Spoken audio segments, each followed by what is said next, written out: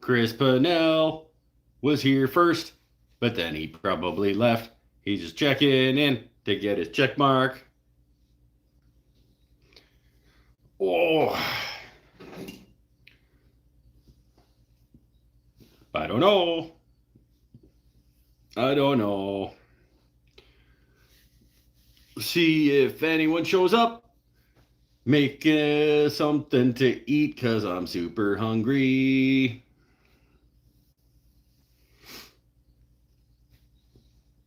But we'll hang out with whoever's here.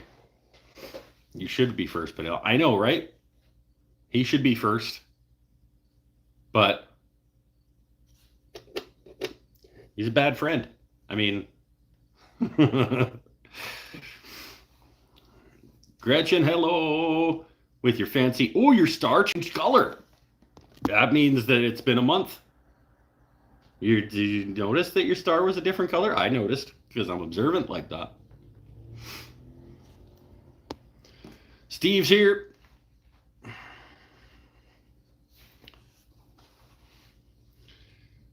Oh, I just realized tonight I get to try. I've been waiting patiently for tonight's Mike's never had this food before.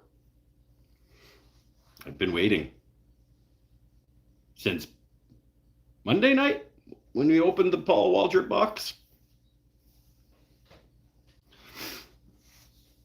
It's not the chip. It's not the chip. That's going to be a special episode, that one.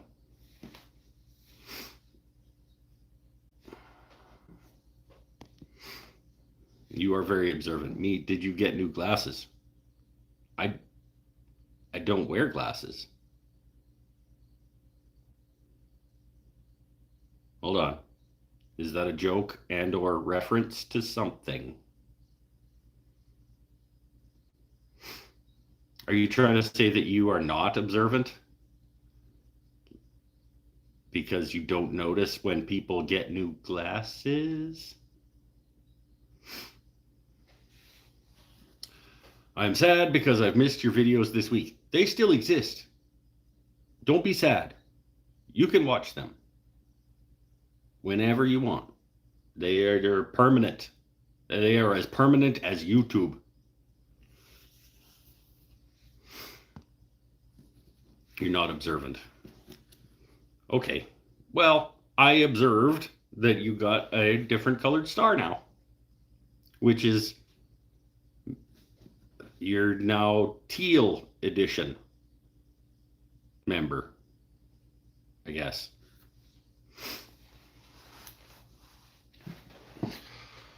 Oh, I'm gonna make something. I think probably just some tater tots with some bacon bits, I guess, in them. I don't know. I didn't plan anything.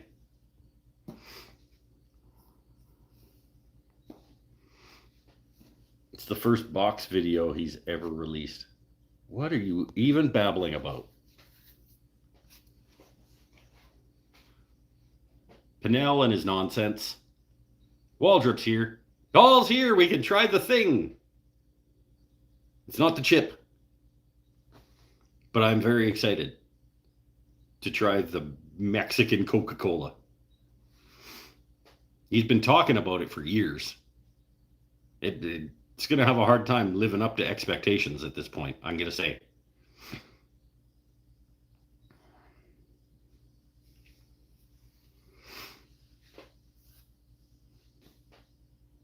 Quahog Man, how do you pronounce your name? I'm assuming that it's Quahog, like the town in Family Guy.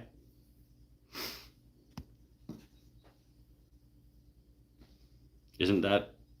I may have been doing it wrong the whole time. I just call him Steve.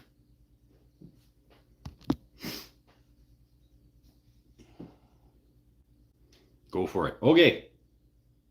They're just little though. I don't want to, because if it's awesome and I crush it, then I don't have any with my food. Let's start my food. I think I'm just gonna rock a bunch of tater tots with some cheese and bacon on them. I guess. I don't know. Let's get tater tots rocking, and then we'll figure it out.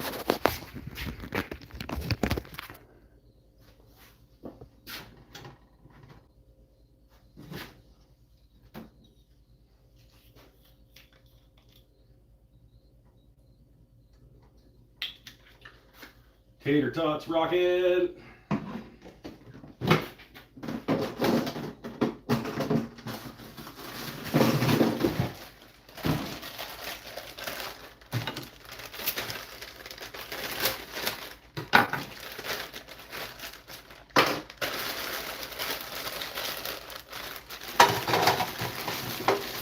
Some bonus snow. I'm pretty hungry.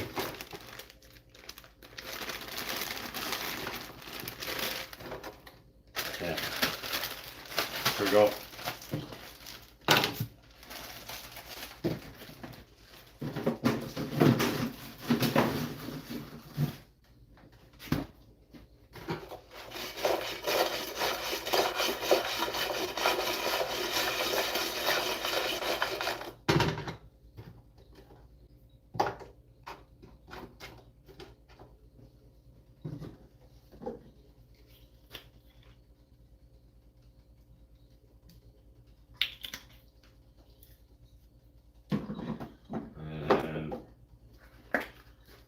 Garlic action.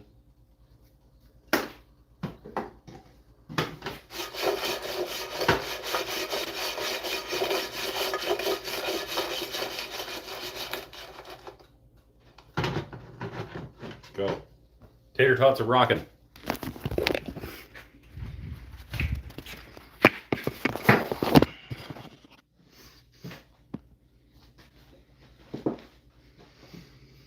Cooking for the kid tonight? No, he can deal.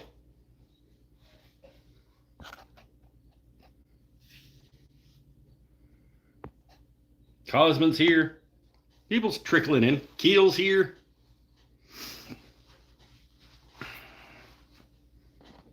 Gourmet tater tots with some chili oil and some garlic, and then we'll rock some bacon in there. I got the Kirkland. I got the big ass bag of Kirkland bacon bits.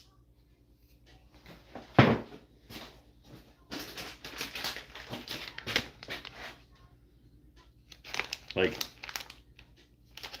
a couple pounds of crumbled bacon.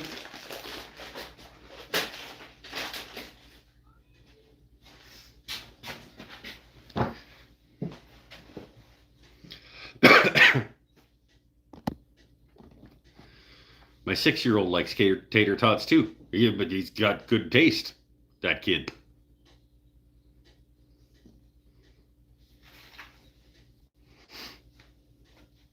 Better taste than you. But this guy sends me a pic of his food the other day. I was like, he said, Mike's never had this food before, as the caption. I was like, Mike will never eat that food. That is garbage. Like, picks one of the world's worst vegetables. Not just like a vegetable, first of all, but like one of the world's worst vegetables.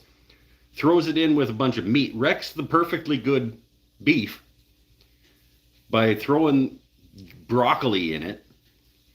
And then it pours a bunch of fucking seeds over the top of it. Like, what are you doing?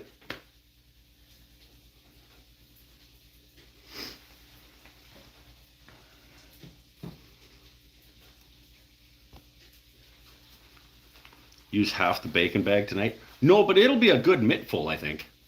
Good, you know, it'll be a healthy pinch.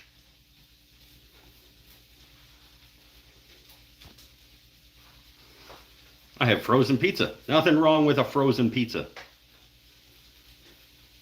Mike's never heard of beef and broccoli. I have absolutely heard of it. I just... It's fine. You can have mine, Pinnell.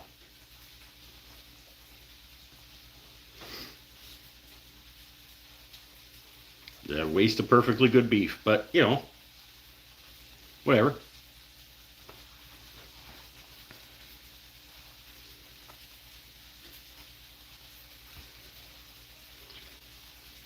Hope all had a great week. I had a pretty good week in terms of accomplishing.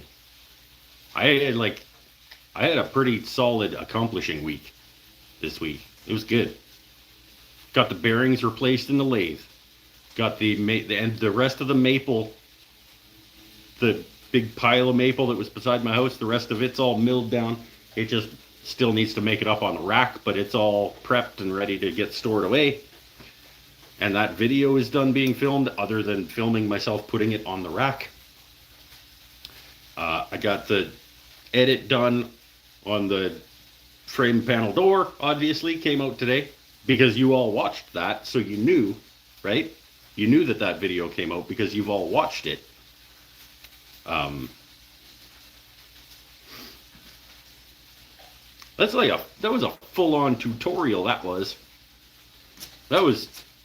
learning. You could go to that one to learn.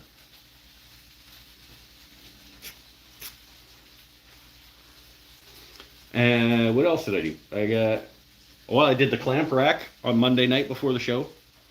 Did the live show on Monday night opening the Paul Waldrop box.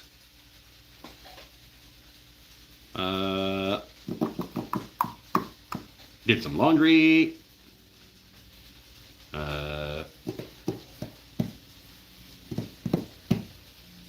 Yeah, me and Mikey B swapped the lathe bearings over. So now this bad boy is spinning nice and it's not going ticka ticka ticka ticka.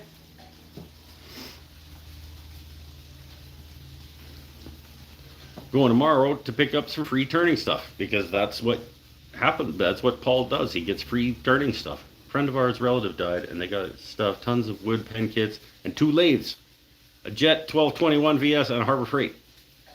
You get more free lathes?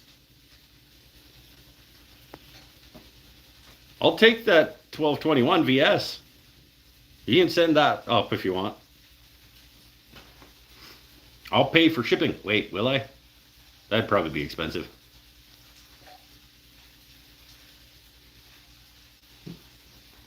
Getting 2 more free lathes. I forgot this channel is more than just a live stream. That's good, friend, in there. That's what that is.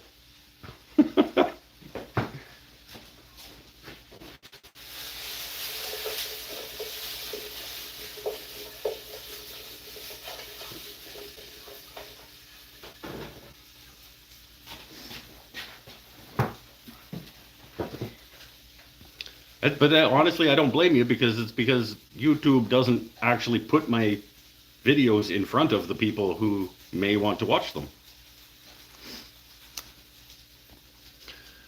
I see you got unhinged about hinges. Mainly the screws, not so much the hinges, but the hinges are also pretty shit. But the screws are just so soft on those like Home Depot like press brass hinges thing. And yeah, I did. I got a little upset. I got a little upset. Tim's here. Oh, good. Good. I had a salad, loaded baked potato, most of it 8 ounce. Yeah. Strip for lunch with friends. Now hubby is cooking 2 ribeyes. You had a strip loin, and now you're having ribeyes for dinner? That's a good day. That is.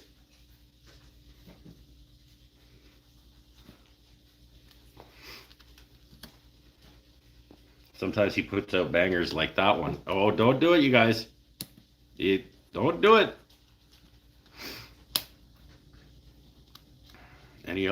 Anybody else but me get notified on Thursday that Mike was live on Monday? Yeah, Pinnell, I think, did. He's like, oh, good, I didn't miss it, or something. It's a little weird. One beating a kid near you. No, there was I think it was a happy scream. McGill's here. Are we spinning some wood yet? Not. And not. It's still on the workbench from when the bearing swap happened, and that is too tall. Maybe next week. We'll see. It's spinning. It's spinning clean. It's not going ticka ticka ticka ticka. We are making tater tots. So that'll be good. Did you film the bearing swap? I did. Because it's actually kind of perturbing to me that there is not a video on YouTube of changing the bearings on a Nova Comet 2. It is like one of the most popular lathes in over the last like 20 years. And it's there's nobody changing the bearings on YouTube. Like, I'm gonna corner the market on that.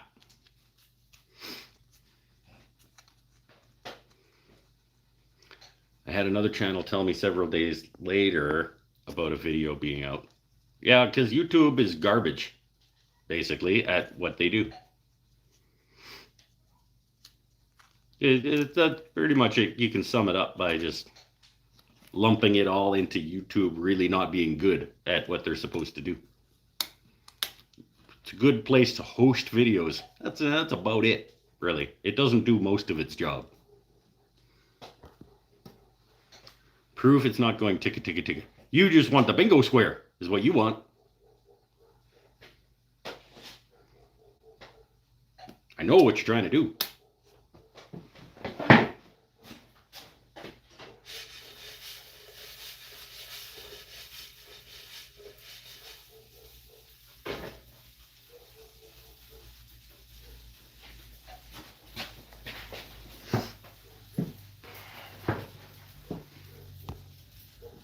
And you get dozens of views from that. I think the bearing swap video over time has the potential to get as big as the jointer video. I would say over time we're looking at whatever, like it's possibly it. I would not be surprised if it hit like 10,000 eventually.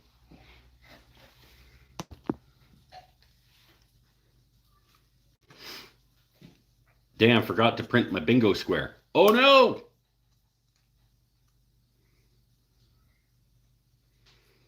It doesn't speak well of the bearings that come with the lathe. What doesn't?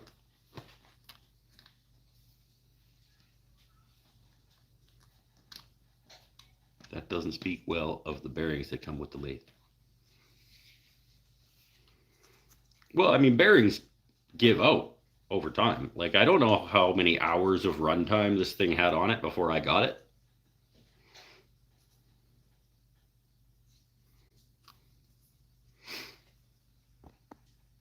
Got all the parts installed on my lathe today. That thing is a beast now. Yeah, he went and did the 20-inch on the bed and then moved the 10-inch to the outboard side, and that's like a fully kitted out 1216. That is. If you get 10,000 views over time, that's a lot of potentially failed bearings. Well, yeah, but that's what bearings do. Like,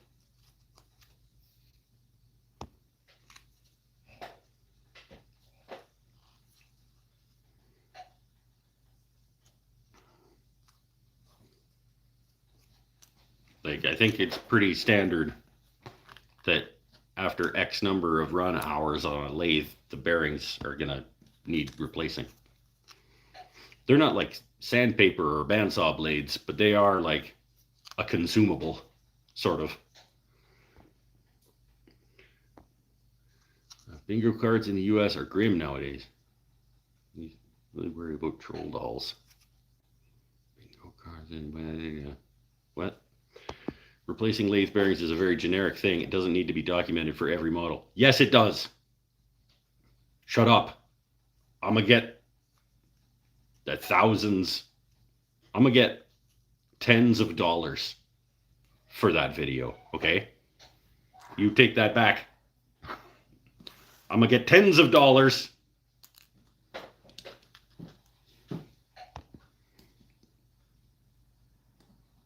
Tens of dollars 4 per thou. Yeah, tens of dollars. That's my goal for that video.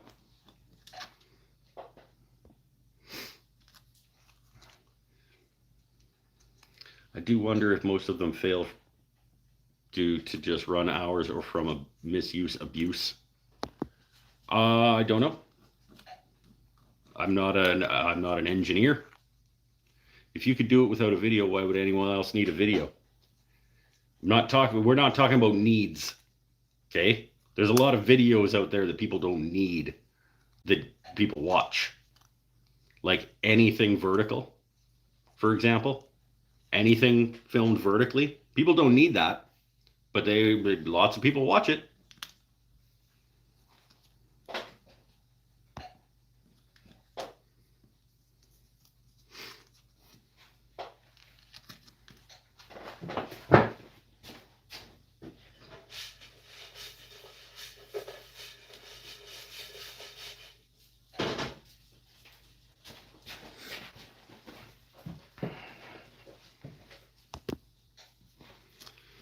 Bearings get a lot of pressure on them when turned. Yeah.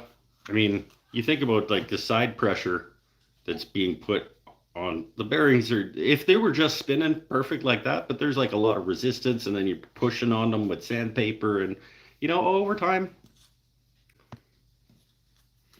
especially when the lathe is bouncing around on a table, is probably true. That probably wasn't great for the lathe that day. Yeah, probably. I'm going to get the Laguna home, and then I'm going to have to replace the bearings on the Laguna in like 2 more run hours. Vertical is so annoying. Yeah, it's shit. That's just science. If it's filmed vertically, it does not need to exist. Film horizontally, like you're supposed to.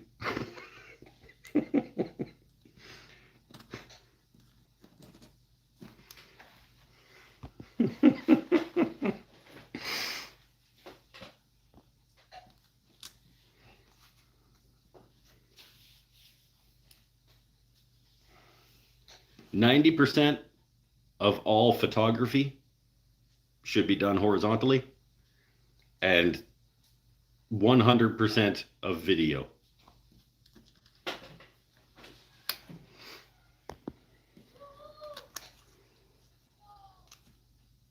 Okay, boomers. Go eat your tater tots, Grandpa. They're not ready yet. Okay? I have to make sure that they're soft so that my dentures can...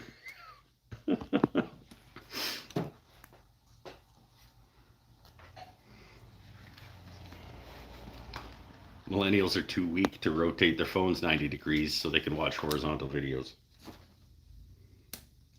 I don't think it's a strength thing. I think they're just stupid. They can't figure out. They're like, even if they knew, like,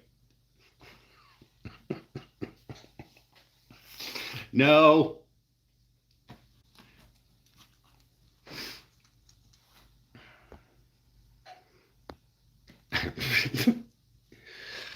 The only thing vertical should be used for portraits or headshots. That's why it's called portrait mode on your phone.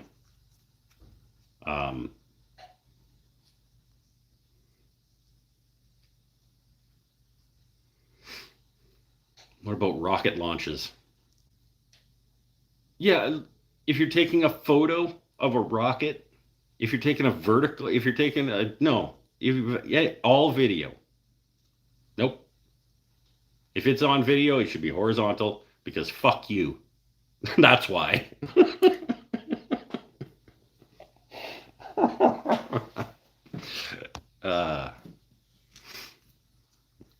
Those other social media programs pushed by China. It's all, yeah, if it's vertical, it's unnecessary, and it sucks.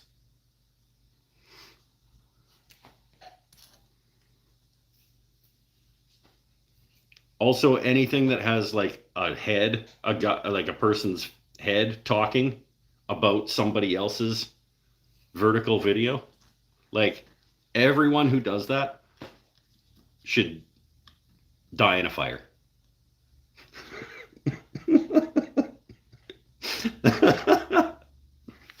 I'm not. I honestly, I'm not that angry. I'm. Not, I see. It's just everybody can like what they like. There you go, Pinnell. You got yourself a bingo square, my friend.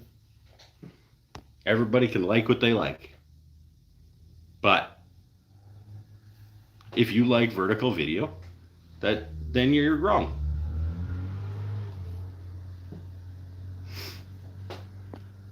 You can watch your vertical videos while you eat your seed covered broccoli and tomato soup and whatever. It's fine.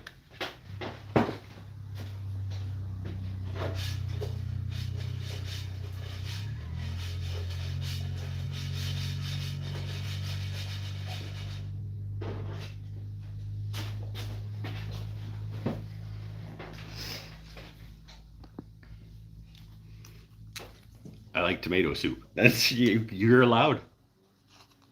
You're allowed.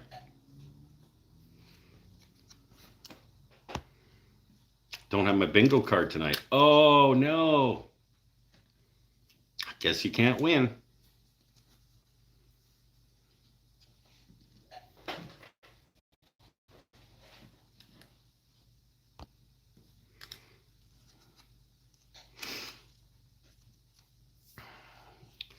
I'm not young, but I am the child of boomers.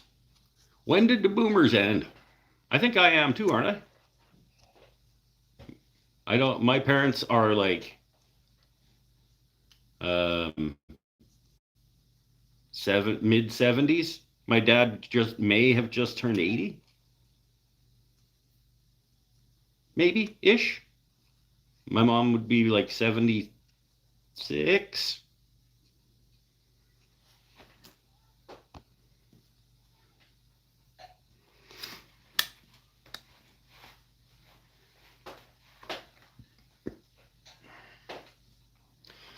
Boomers 1946 to 1964. That's don't make me math. I'm not gonna math.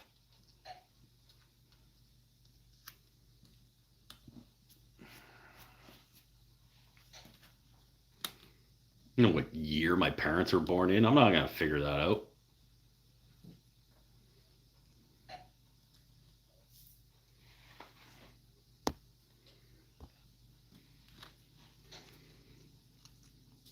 I'm a 70 baby. Your parents are boomers. I see. I thought they probably were. I mean, they did their part to wreck the economy. Oh, what?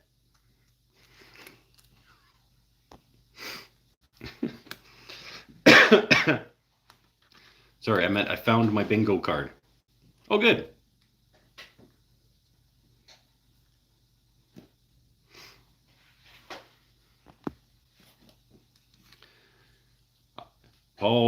Paul says he's a boomer, but he's only mostly boomer because the rest of him is robot. He's part boomer, part robot.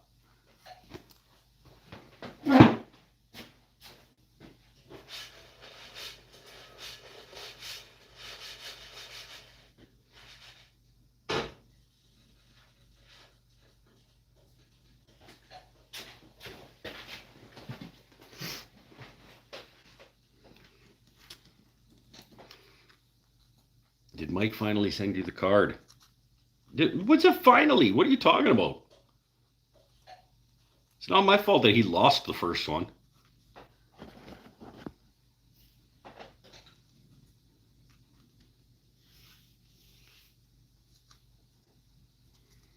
I don't even know how you do that. Wait, did you get the second one that I sent? Did you get that email, or are you relying on the one that I Facebook messaged? I I Facebook messaged it to you. So yeah, I guess. Did you get the second try email? Because I sent it to the same place.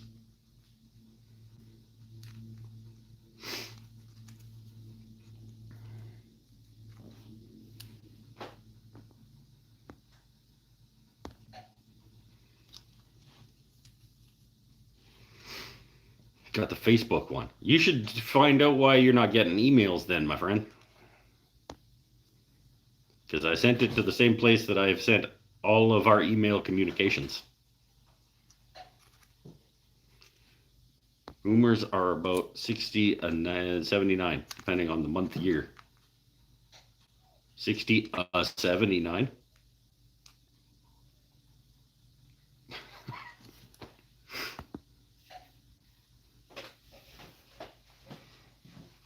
Oh. How about that tutorial video today, you guys? Did you go there and learn? I know Gretchen didn't. Gretchen's disappointed that she doesn't get to watch my videos. And she's going to have a marathon at some point of catching up.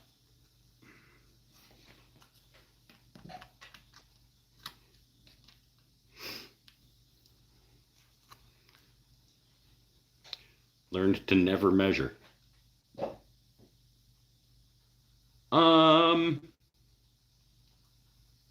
mean, most of the time. I don't know if I would say never. But I mean, only at the start. And only to make sure that the thing is going to fit in the space you need to put it in. Once that's established, everything after that, no.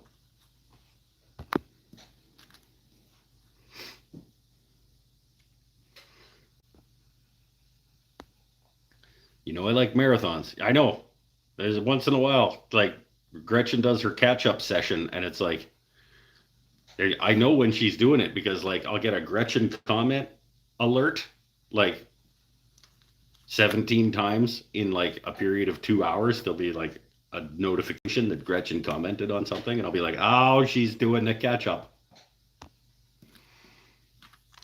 I watched a bit of it. Too many power tools.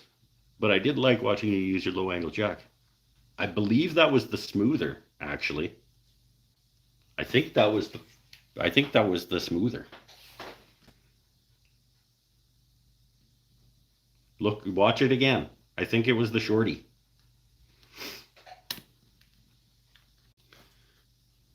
Get you a calibrated eyeball. No, you just hold it up to where it needs to go and mark it off the thing it needs to go in. It needs to be that big.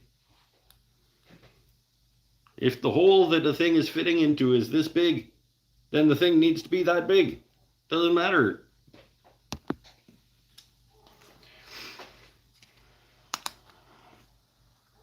Hello, are you Degeneration X? Degeneration X? I like that phrasing. Yep, I think I am. Mike loves notification bombs. I get those from Pinnell too, but usually on Patreon. He'll like go every couple of months and he'll just go into Patreon and hit everything.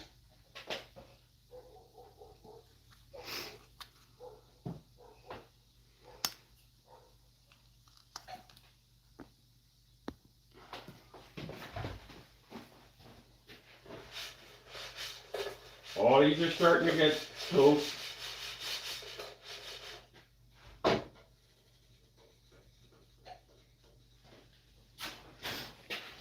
Cook them low and slow. Let they heat all the way through and get all nice and soft, and then we crispy them on the outside. I agree about not needing to measure. The only measurement you need is the piece of wood and a pencil. It fits in there. This is cut it a little bit too big, and then cut it a little bit smaller. And if it doesn't fit in there, just cut it a little bit smaller. And now it fits in there. Now it's the right size.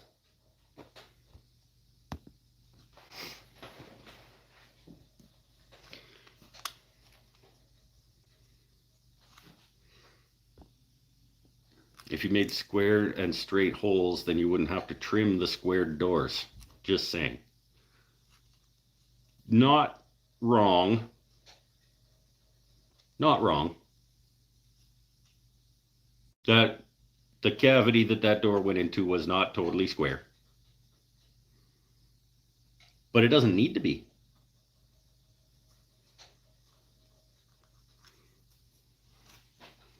You just make the thing that's going in it the same amount of square, the same non-squareness, and it doesn't matter.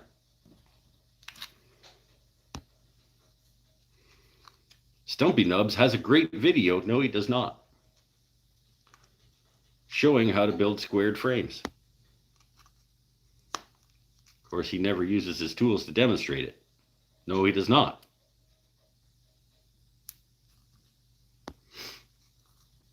What was the door for? It's for your mouth. I was making a very tiny door with a padlock on it so that I could put it on your mouth.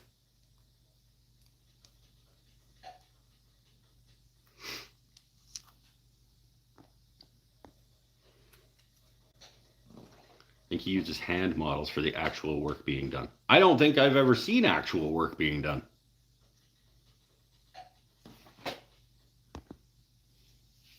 I don't watch it a ton because you don't see any actual work being done. He's too busy trying to sell me shit that probably sucks that he's getting paid to sell me. Just needs to be the illusion of square. It just needs to be close. I mean, close enough that you can make the other thing equally not square. Stumpy Nubs has a few things to sell you. Yes, he does.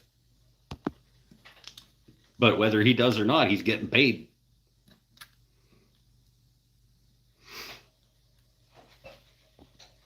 We're not going to do this again, are we? Just like rag on Stumpy Nubs for the night? Let's not. Let's have a Mexican Coca-Cola. Are they twisties, Paul? Because I don't think I have a anymore. I mean, I have many tools, but I don't think I have a.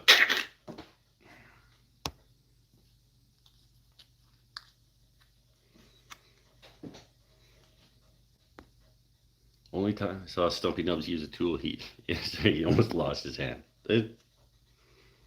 Let's mess with James Hamilton instead.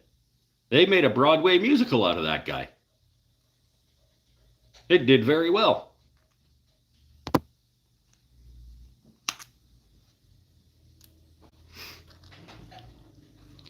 Can we also rag on Steve Ramsey? No. I mean, I could, but I don't have anything against Steve. Steve at least uses his tools, and he has a lot of videos that are helpful to entry-level people that are just starting out.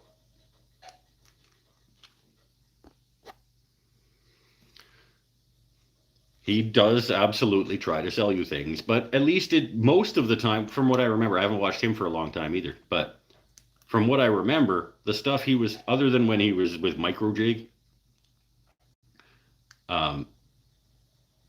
most of the things he was trying to sell me were his courses that he created. I'm fine with that. You're selling me things that you created and produced and put out into the world, and you think that they are of value, that people should pay you for them? Good. Yes, I'm happy to have your commercial for that. Use a hand plane to open it? No. No. That's Alexander Hamilton. No, that was James Hamilton.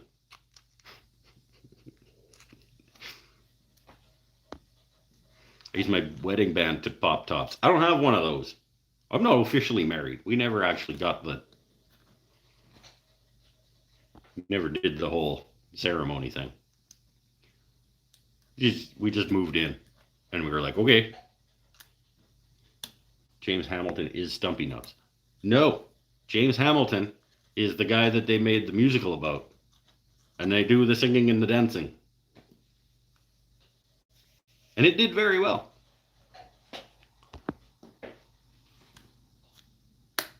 Stop lying, Tim.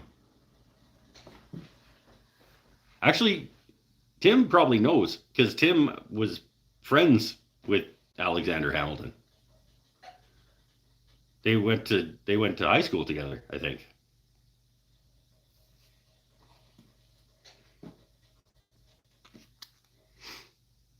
Before he went off to create musicals. Oh, is that who your high school girlfriend ran away with to Texas? Was that Alexander Hamilton? They went off to build a homestead and make musicals?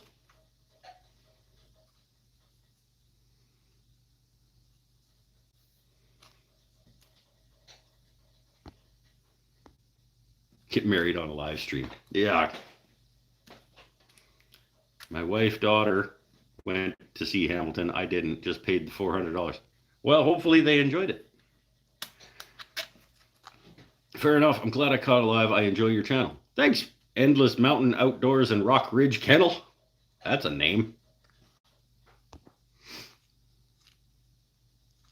That is a name. They did enjoy it. Did they come home and decide that they wanted to buy a Harvey table saw?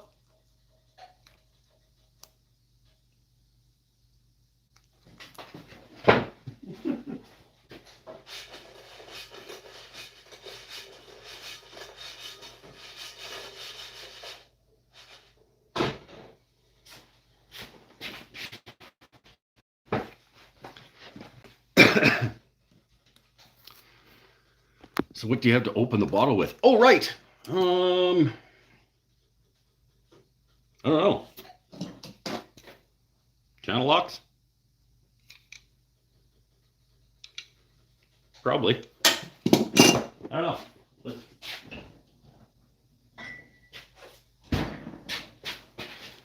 This edition of Mike's Never Had This Food Before, the Mexican glass bottle Coca-Cola from friend of the show, Paul Waldrop, who's been talking these up for a number of years. And he has sent me, this is Refresco. It's very Refresco, this Coca-Cola. 355 milliliter glass bottle. The nutritional facts are stuck on there after the fact with a sticker. Let's carbonated water, cane sugar, caramel color. There's like 6 ingredients in here. Carbonated water, cane sugar, caramel color, phosphoric acid, natural flavors, and caffeine. Natural flavors could be a lot of ingredients, but carbonated water, cane sugar, caramel color, phosphoric acid, natural. It's like 6 or 7. I'm curious if it has phosphoric acid. It's one of the 6 ingredients or whatever. See if we can just. Yep. It's not ideal, but it's doing it. We'll get it. There we go. We got it. This is not going to be as delicious as Paul pumped it up to be for 2 years, I don't think. It's probably going to be okay, though. It smells really good.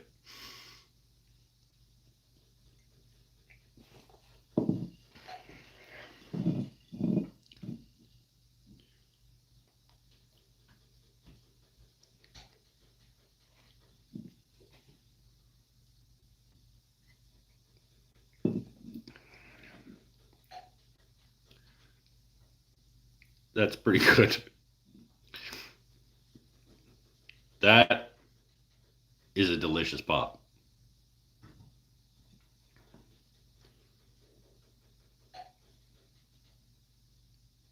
Now I'm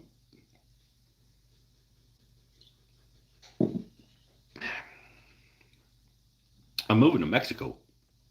No, I'm not. This is they make better pop. I'm gonna try to not drink all of that right now because I want some of that with my tater tots. That is fucking good. I don't know I mean, it's hard to say whether it's like talk about it all the time for a couple of years worth of good. Like it is a very, very good pop. Or soda, if you prefer. Um, that is very good. Like it tastes it tastes like you would picture pop being when they made it. Like it tastes like that's what pop should taste like, if that makes sense.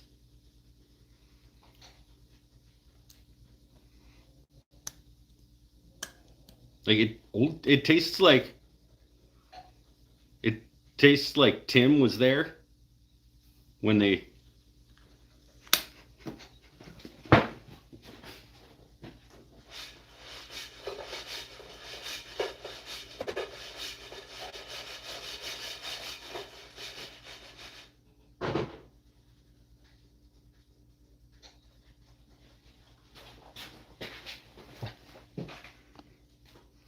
the original Coke formula. So this makes sense then. It's like what it should taste. It's like before they messed it up. Not the junk that they serve today. It's not the original. The original did not have phosphoric acid. Let's ask Tim. Tim, when they made Coke, remember?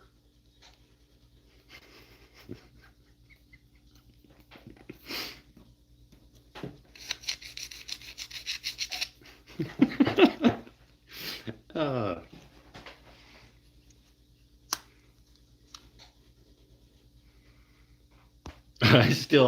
once in a while I still chuckle about the time that I asked him like if it was weird the first time somebody made music.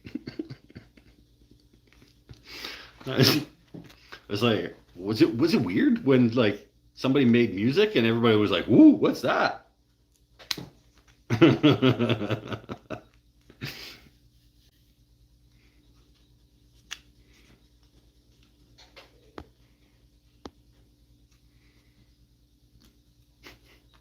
That was one of my favorites when I was. I still remember Coke before New Coke and Coca-Cola Classic. Well, that's yeah, because you were there with James Hamilton, or Alexander Hamilton, before he ran off with your girl in the covered wagon to go make musicals.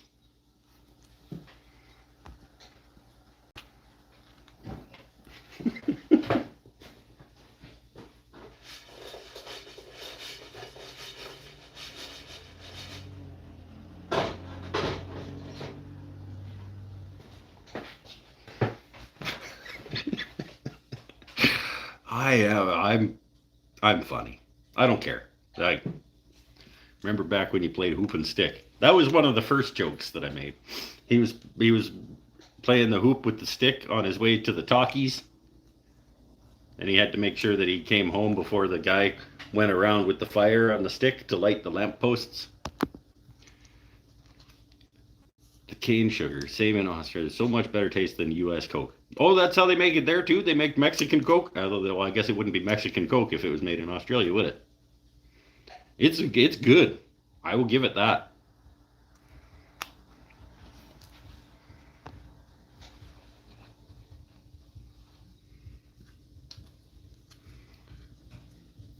Per Google, let's ask Dr. Google. Coca-Cola has contained phosphoric acid since its inception in 1886. The beverage's formula, which includes phosphoric acid as an acidulant to add tartness and inhibit microbial growth. You got to inhibit the microbial growth. Paul, celebrating Google Paul, has retained fundamentally unchanged over time. This ingredient has been a consistent component of the product since, including the 1980s. Including, they didn't lose the phosphoric acid in the 80s. You guys remember clear Pepsi? Remember when that the month and a half that existed. That was even worse than regular Pepsi. And they thought it was gonna be like a thing.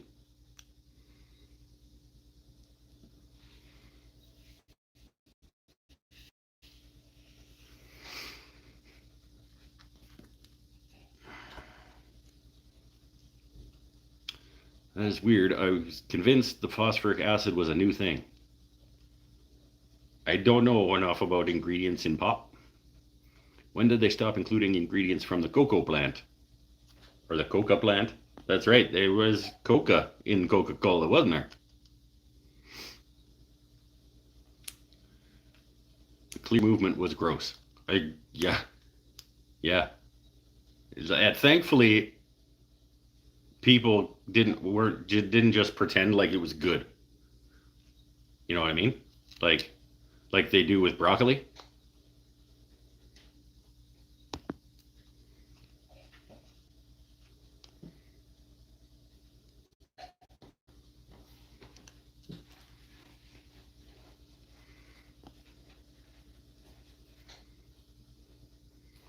Mm. Let's get the bacon in here. Let's see if it's ready for bacon. Because they're probably getting close. They're getting a little crispy on a couple of bits. Maybe I'll just do like a manual observation on my tots and get the side of them that isn't crispy facing down.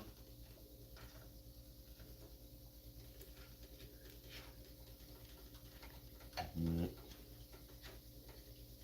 we go. Yeah.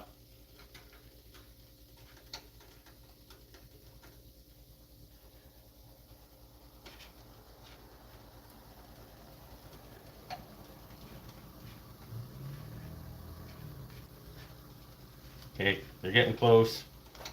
We'll just give them another. We'll finish crisping the side that's now down. We'll hit them with a bunch of bacon. We'll slather them with a bunch of cheese and maybe some like chipotle mayo, and that'll be dinner. I like that. That sounds okay.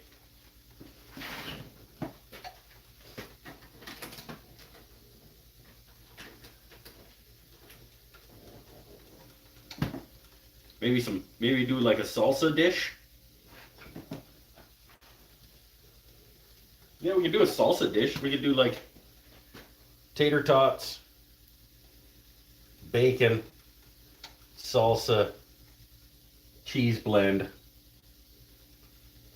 Yeah, like a Mexican, call it like Mexican poutine, Mexican tater tot poutine or something. I don't know.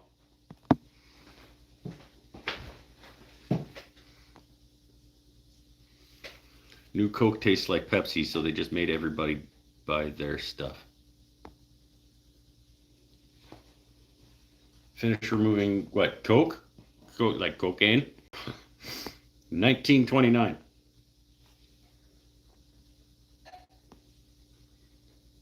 Wish they would go back to glass bottles. Need less plastic in our diet. We need less plastic in the world in general. I agree.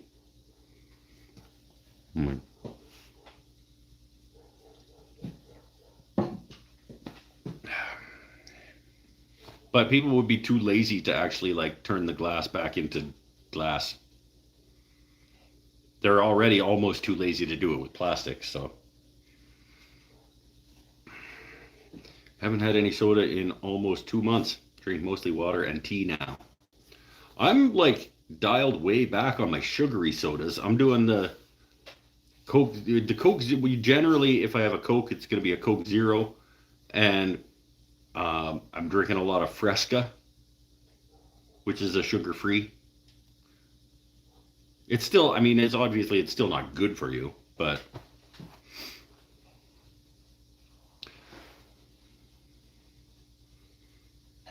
I went to a dollar store today to get command strips, and they sold cigarettes. The dollar store sold cigarettes?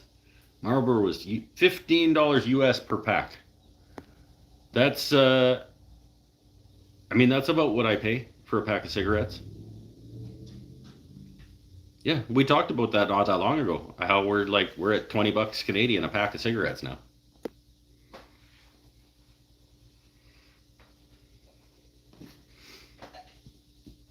Glass is 1,000 times easier to recycle than plastic, but people aren't gonna do it. They're gonna drop them and they're gonna smash and they're gonna sweep them up to not cut themselves, and it's gonna go in the garbage. It's gonna go in the landfill. You know that that's what's gonna happen. Like if we said, okay, we're gonna move back to glass bottles, more of it would end up in the landfill than currently does with plastic bottles.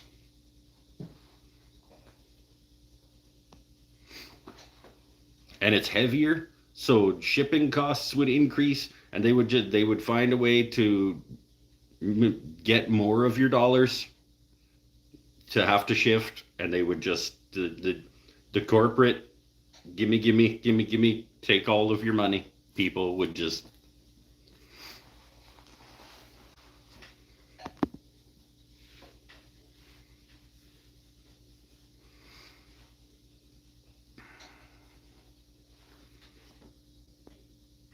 I just mental block that cost. I quit when it was $5. I I told myself at one point, I said, if this gets to $10, if you have to pay $10 for a pack of cigarettes, like no way, I'm done at that point. That the polygraph machine said that was a lie. That turns out that was a lie. Yeah, you're right. Corporate will always pick profit over everything else. Yep, because we let them.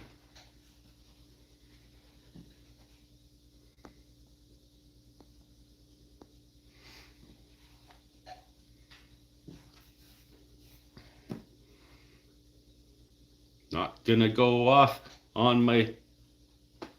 Nope. I'm gonna enjoy my night with my friends. We're not gonna rant about the state of society and the billionaires with their dick rockets. We're not.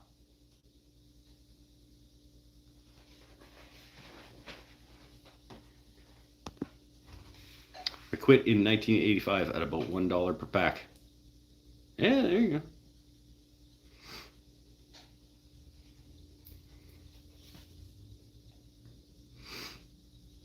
I remember when a carton was just under $10. Pepperidge Farm remembers. No rant, I think about it enough. I know. That's what this is supposed to be, my happy place. Stop making me think about things that make me angry. Dick Rockets, there's a band name. Yep. Corporate Dick Rockets. Capitalist Dick Rockets. I like it. No, that's an album name. No, Capital Dick Rockets. Yeah, there's a punk band name. Dick Rockets, or porn star. There could be a porn star named Dick Rockets. The emphasis goes in a different place. If you're talking about Dick Rockets the porn star versus Dick Rockets the band.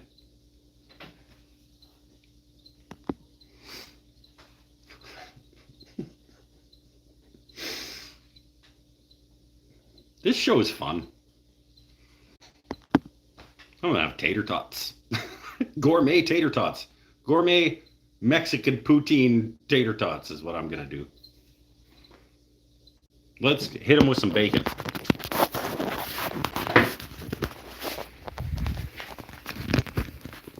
Oop.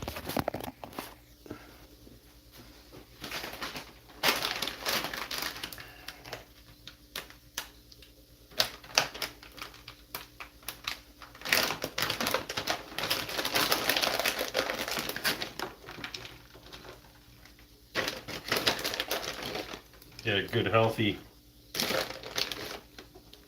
bit of bacon in there.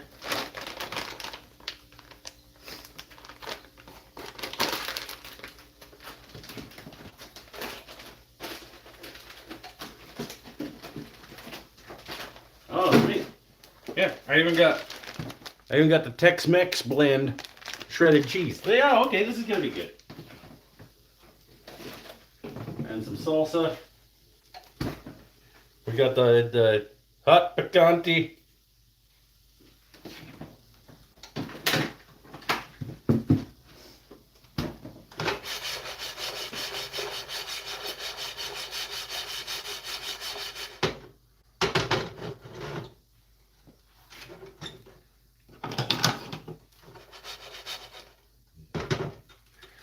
It's bacon's already cooked. We're just getting it hot.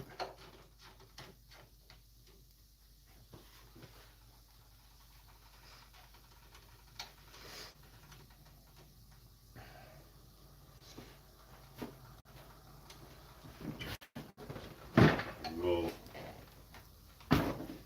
Salsa. And the Tex-Mex.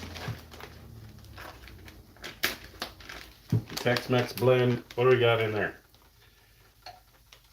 That doesn't even tell you what kinds of cheeses. That's pretty lame. Like,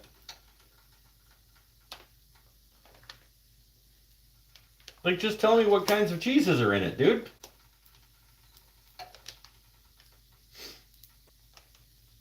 Oh, it's President's Choice. It's fucking Loblaws, that's why. They're not gonna tell you shit. Because, talk about garbage capitalist assholes. Galen Weston and his fucking lot.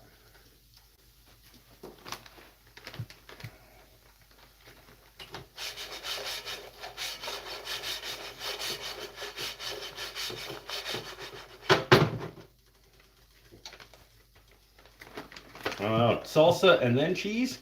Yeah.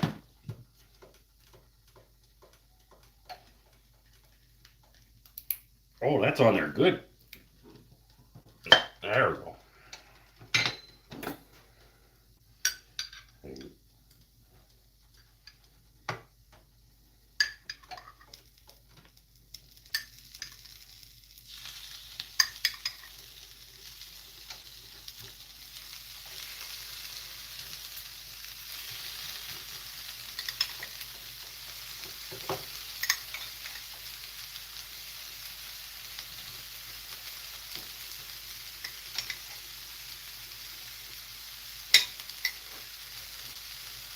Like half a jar of salsa.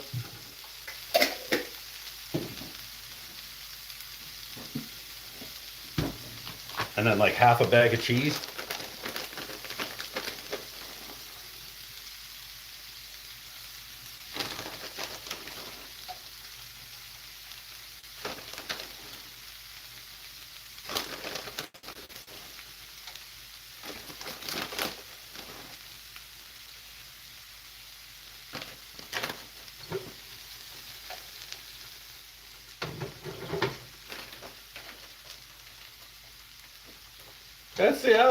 That's gonna be pretty good.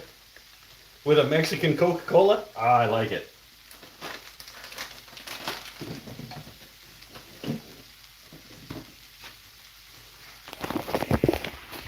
That's gonna be pretty good, I think.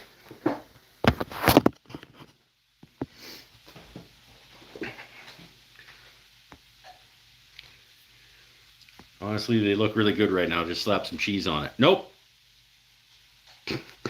Too late. Mike makes the fanciest tater tots. That's pretty fancy, I guess. I don't know. If you really want to spice up the tots, you do have the murder chip. I guess I could grind it up and but then I don't get to do the challenge. And isn't like that the point? Hope this isn't too political, but is your Tex-Mex food maple stamped? Maple stamped. Oh, you're talking like where was it made? I don't know.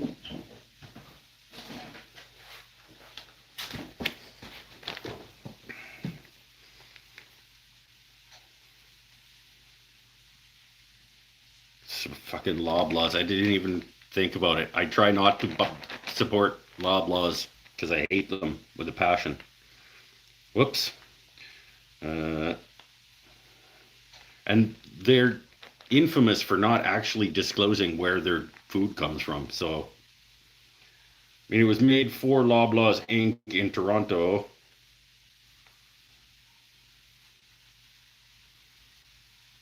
See?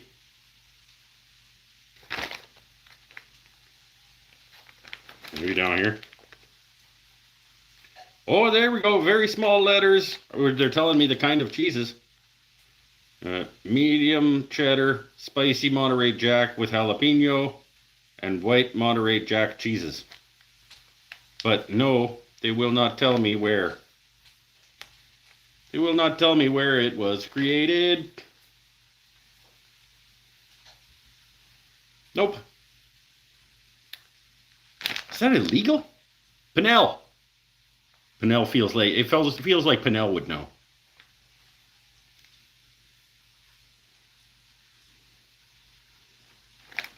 Don't they have to tell you where they made it?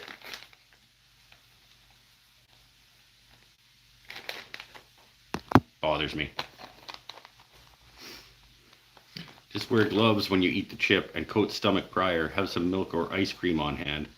But I was planning on having a jug of like French vanilla ice cream handy. Possibly a blender. There we could like make a milkshake to chase it.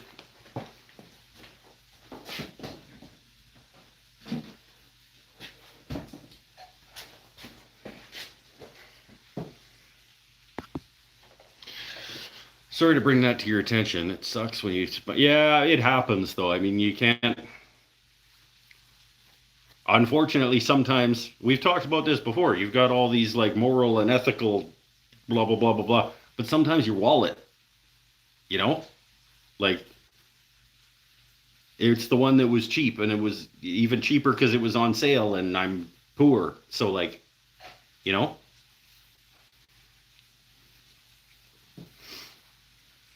sometimes you're just broke and you got to be stingy. And unfortunately, you support the idiots and whatever. It happens. Can't, as long as you're trying your best to be your best person every day. Sometimes you don't win, but as long as you're trying, you know. Has himself some Temu cheese. I know. Temu cheese. I would, at this point, I think I would rather support Temu than Loblaws. I think, honestly. But it's not correct because no.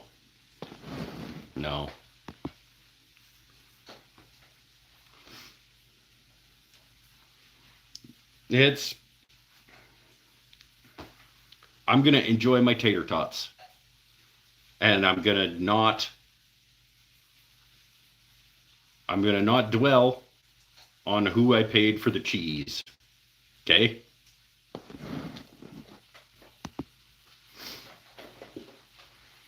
Trying is what's important. Yep, you do your best in whatever that means to you every day.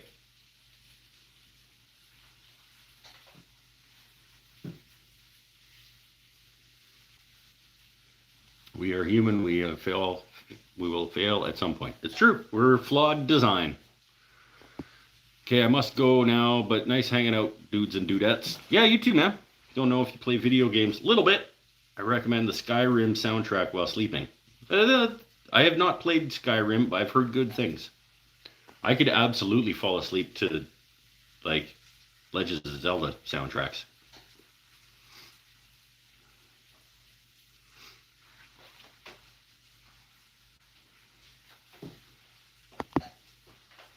If there was like a Breath of the Wild, Tears of the Kingdom, like medley, I would put that on. Melt cheese. I want to eat you.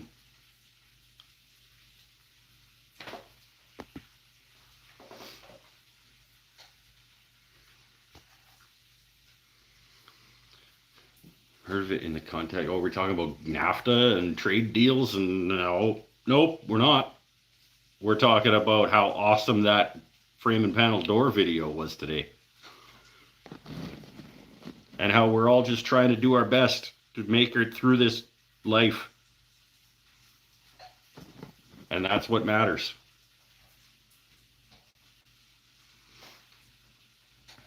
You can't have the cheese because it's nacho cheese. It's nacho cheese. It's my cheese.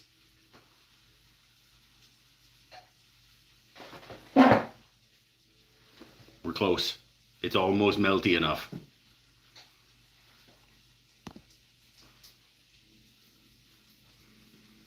It's a fair bit of tater tots and bacon and salsa and cheese. Like, I'm gonna try, but I'm pretty hungry. It's a big pan.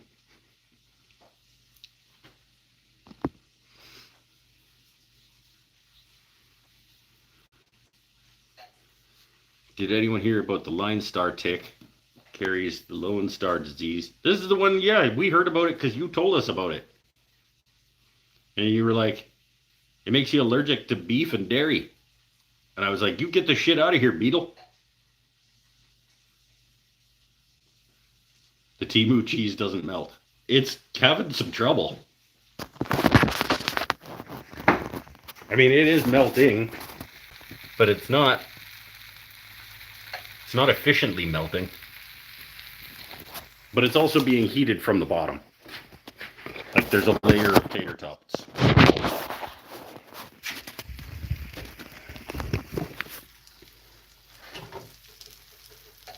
It's getting close. There's some areas where I layered it on a little thick.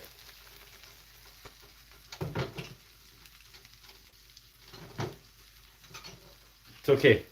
It'll be delicious. That is a delicious looking thing. We'll just let it heat all the way through and melt that cheese. I thought my husband made it up because he's a cosmic joke on Texans. Sorry, I'm still freaked out and telling everybody. Yeah, no, that sucks. You're right to tell everybody because that's terrible. If I get bitten by a tick and it makes me allergic to meat and cheese, the rest of my days on this planet are going to be spent eradicating that species of tick. Like, there will be no holding back. It'll be rampage level. I'm gonna go Rambo, like, with like a Tommy gun or something. It'll be bad.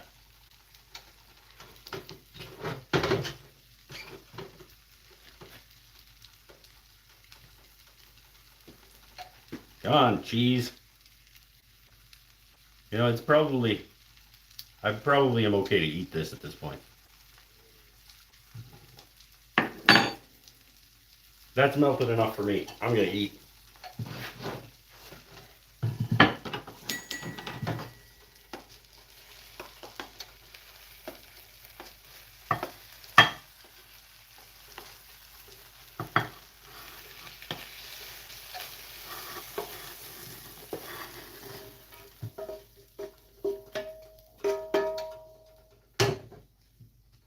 Nah.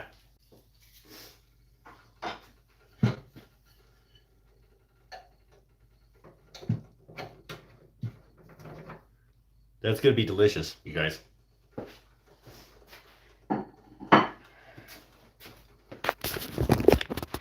With my Mexican Coke.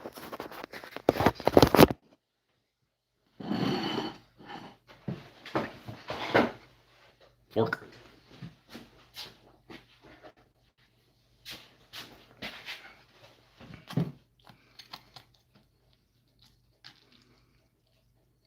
It's gonna be very hot, though, I think.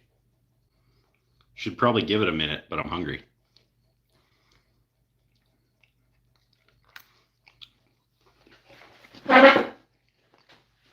Like a dollop of sour cream to scoop into would be a good addition.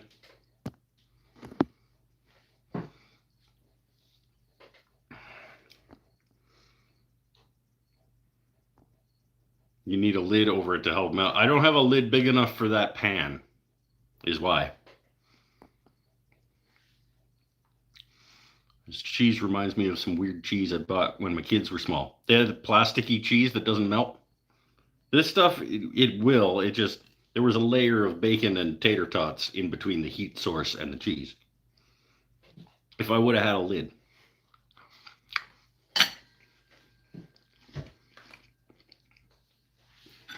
Turn yourself a wooden lid? Maybe. Hold on.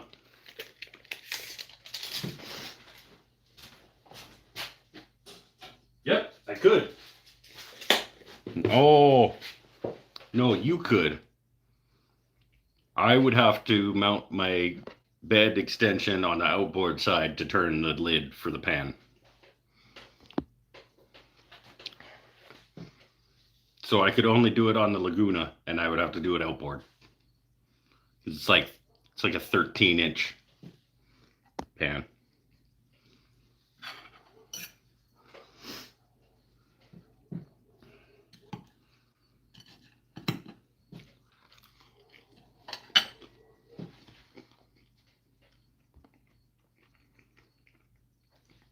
Diced fresh scallions on top of the sour cream.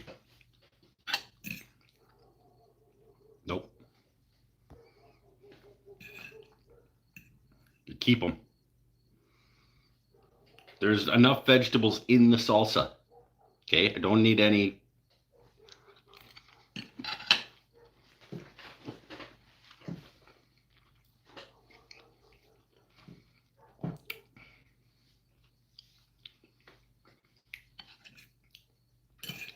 It's pretty good.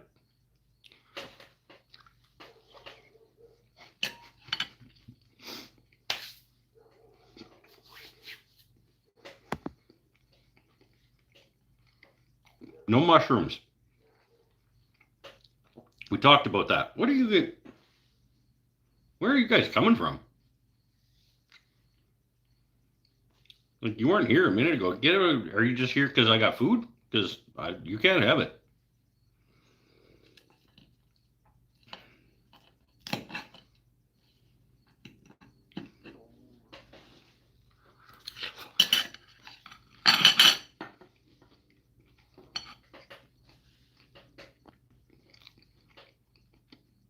My 20-inch table was so much easier to get level than the 10-inch one was. The 10-inch on was when I initially installed it. I struggled getting the 10-inch guy leveled too. Like, there was a lot of like almost tighten the bolts and then digga and like try to get it. I boycotted Amazon as of January 19th after 19 years. Sweet. I hate shopping. Son was dependent on Amazon. This forced me to find a lot of alternatives. It's funny, I was talking about just the other day about this very thing that we're talking about right now, about like sometimes your wallet has to dictate, unfortunately. And I was talking about how I may have to Amazon a thing just purely for price reasons. And I went to my Amazon account that I forgot that I had. And I went to like my last orders. And my last order was my Beaver lathe chuck, which was July 1st, 2023.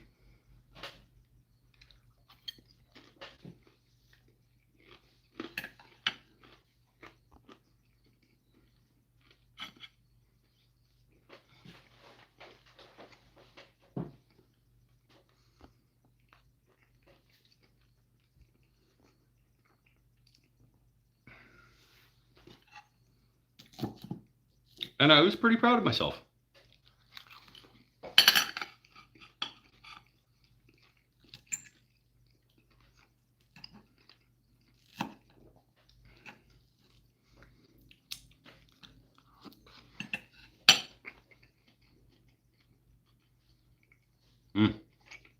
Yeah, pretty good.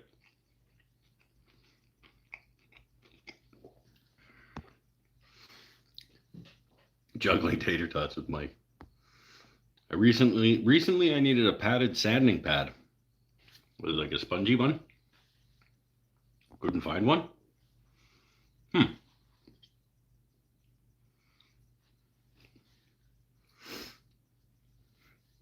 You try like Rockler and Woodcraft and all the usual suspects in terms of like woodworking shops.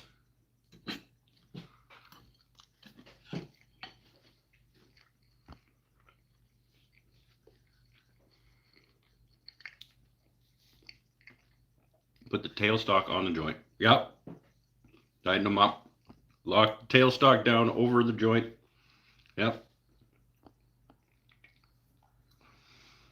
Looked online, thought I found it. Ordered it, was not padded. The one I found was 3 times the price, so I broke down and ordered it from Amazon. Yep. You have to just do your best, you know. It was heartbreaking, but feels like there's more to a sentence. Mikey B's here, just in time to watch me eat this plate of cheesy bacon salsa tater tots.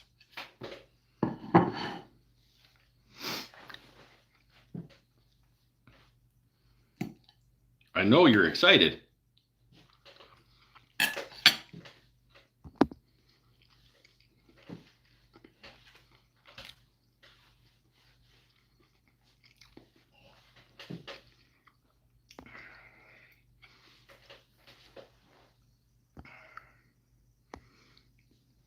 Harbor Freight has the padded sanding pads. Also makes me want to order more things there because they are cheaper. Yeah, that's how they get you. Etsy, here I come. No, Etsy's just as bad. Etsy's corporate garbage too. Just saying. Etsy lost its way in terms of what it was designed to be and supposed to be and now is. I put them right up there with Amazon right now.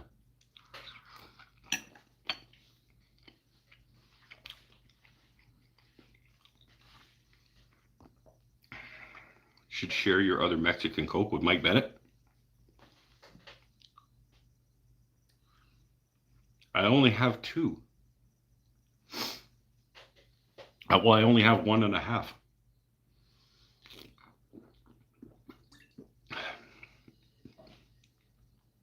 And I'm gonna have 0 by the end of tonight, I think. So, I mean, if he could get here in the next, I don't know, not very long.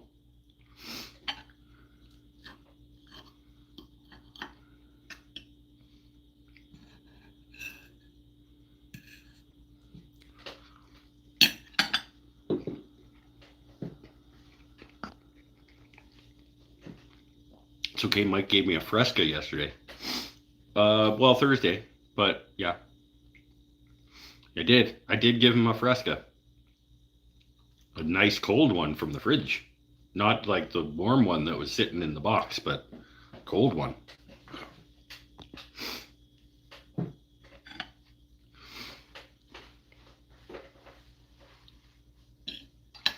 To make the bowl for my sister-in-law, it'd be 15 by 3. About $700 of parts for my lathe. Had a guy.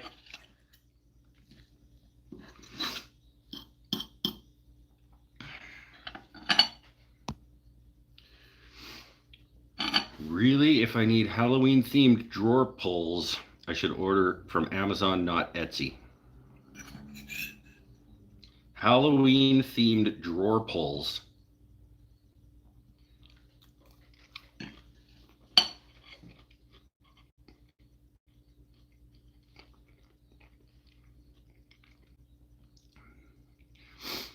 At least, see, here's the problem with Etsy. Like, I guess from an ethics perspective, from my personal ethics perspective, I don't want to support Etsy because of how far they have, because of what they were supposed to be and what they said they were gonna be in terms of a benefit for artists and handcrafted and maker people to what they became in search and desire for the almighty dollar is almost more reprehensible to me than Amazon has always been corporate shit. So it's not like they started being some kind of moral high ground or good for the world type thing and then went shitty. They were always shit. So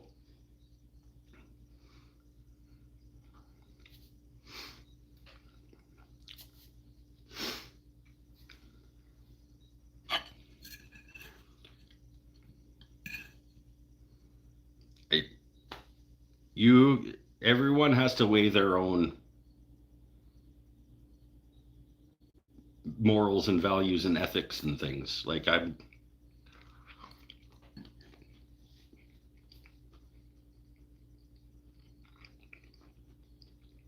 if I was shopping for Halloween themed drawer pulls, I would say how much am I willing to pay for these? And then I would find the place where I think that money is best spent in that instance.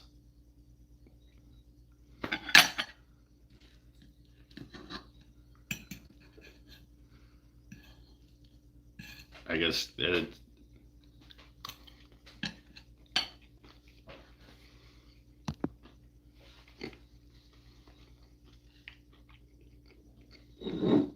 Etsy stopped being Etsy a very long time ago. Yeah, I think so. It's like they were supposed to be a marketplace for handcrafted, artisanal, at most small batch production things made by human beings.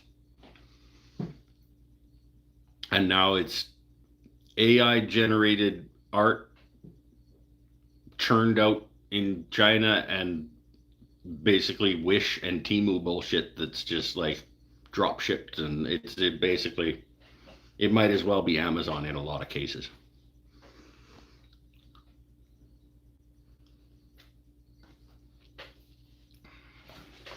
Maybe it's a betrayal issue. It's sort of, I guess, when you kind of distill it down, it's more of a betrayal issue than it is a corporate greed issue, I suppose.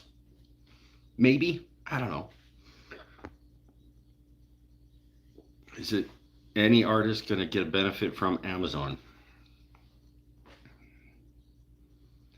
Only insofar as they may have sold the design to a manufacturer and they have already been paid,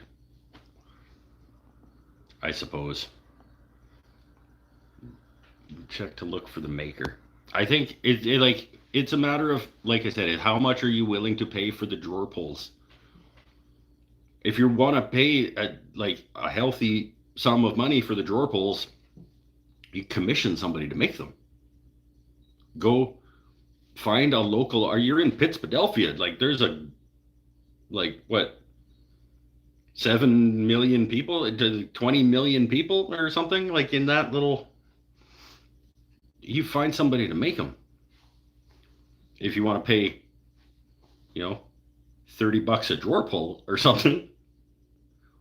Or even, I would even rather pay, as much as I don't like plastic, there's somebody that's doing local 3D printing things, and they will sell it straight out of their garage to you. They'll 3D print them in their bamboo 3D printer in their garage. Find that person, and you get them for probably not that much more than you would get them from Amazon or Etsy or somewhere, but you're making a one-on-one transaction direct to the person making them.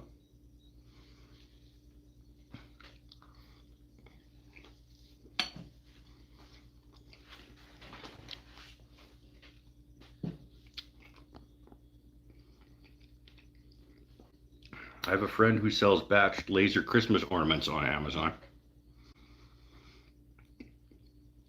He and his daughter quit their full-time jobs 3 years ago, and that's all they do now. Wow. They've got lasers running full tilt, eh? DJ Better, hello.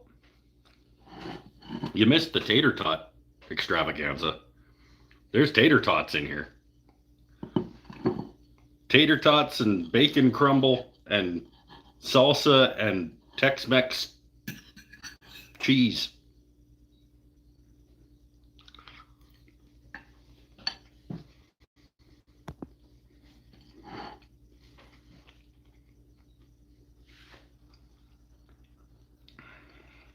I'm not going to finish it. It's a lot. I might just take a part-way break. Might do the like mid-meal smoke thing that everybody laughed at me for the one time. I was like, I'm going to have to take a mid-dinner cigarette.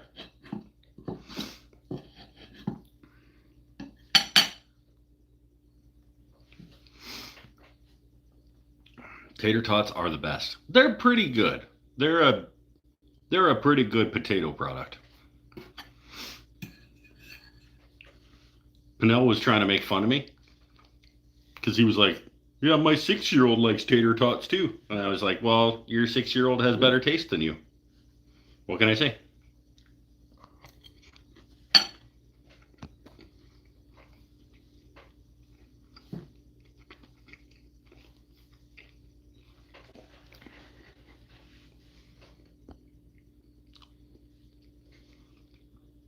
And fry them nice and slow with some chili oil and put some other stuff in, melt some cheese on. Like that's a good product. That's a good plate of food right there. Used to sell on Amazon alongside eBay, but didn't do as well, so I quit doing that. Sure. I don't want to pay that much money. A couple bucks per pull. Your idea of 3D printing is interesting, especially for something so silly. Yeah, I mean, if you're just swapping off the cabinet pulls for like temporarily for like Halloween themed ones or something, I bet you find somebody. You could buy the file. Here's an idea. Go to Etsy and you look for the 3D print file that you can purchase for like a couple bucks. And then you take it to a high school that has a tech and programming class and see if they want to practice their skills on printing these little knobs for you. And you'll pay for the filament. I'll give you the file, and I'll pay $5 for the filament you're going to use practicing these things.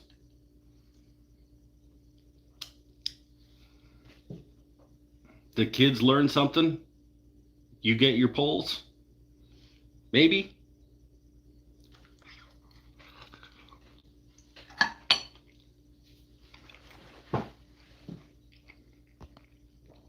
Local makerspace that runs like a kids program, and they need stuff to be showing them how we do 3D printing or something. You've given the designer a couple bucks for their work for selling the file. And then, some people are getting some value out of the job that's being done. You're not supporting giant corporate overlords with dick rockets. And you get your pulls for not very much money. It might be a timeline situation at that point, though. You find the files on Etsy, you get them instantly, like it's a download. But then to find the rest of that process and get them done before Halloween, you still got 6 weeks.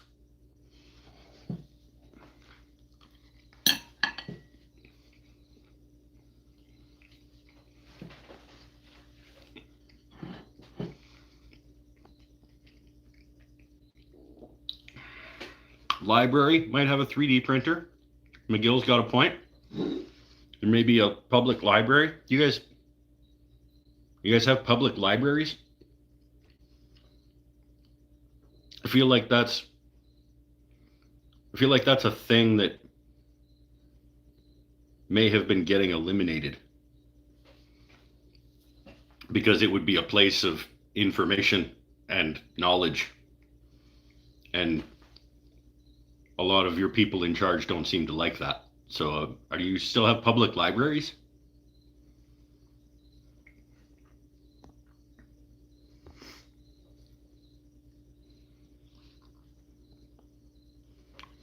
My weakness is research. That's why I left academia for life to become an accountant. Spreadsheets and numbers and math. All right. It didn't even occur to me that tech high skooks do that. Skooks. Spent 35 years in accounting. Yeah, no, I mean, this is what we brainstorm things. We try to help each other here. That's the whole point of being here, is to encourage people and help each other help ourselves. Dick Rockets live in concert. Yep. Dick Rockets the band.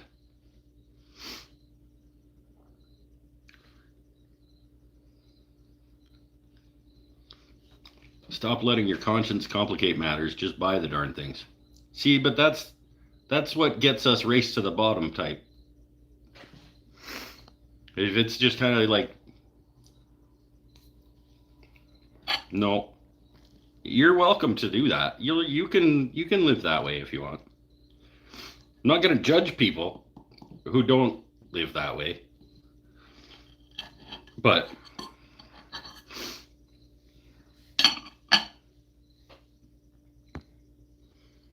I will not.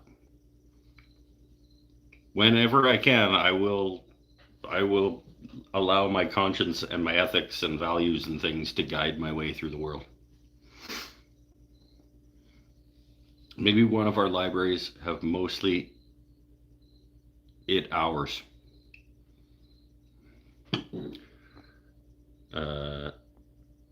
My state still has libraries with great programs. Sweet. DJ, we have public libraries. We do.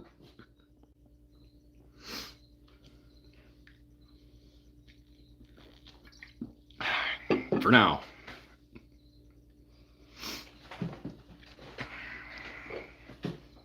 Can't tell you. It's an underground concert. Dick Rockets in concert.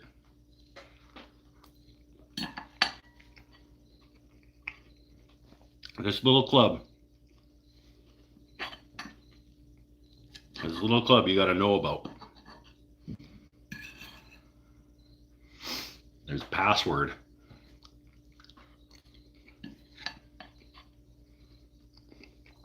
I'm going to take a break from the tater tot extravaganza that's happening here. I have myself a smokerette.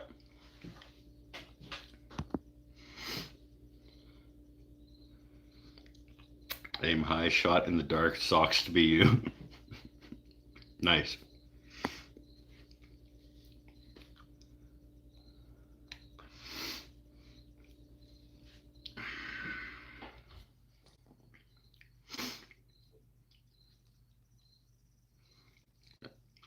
Who's opening for Dick Rockets? Stained. That's pretty okay.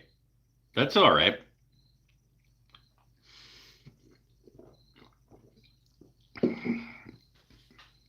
I feel like Dick Rockets, or I keep saying it like it's the porn star version. No, Dick Rockets, the band Dick Rockets, probably would have opened for Stained in like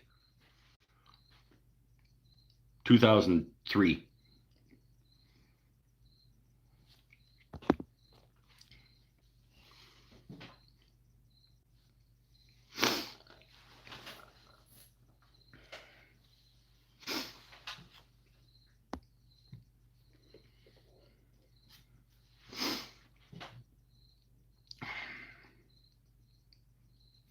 Okay. Quick cigarette break from Tater Tot Extravaganza. It is very good. It did not need to be that much.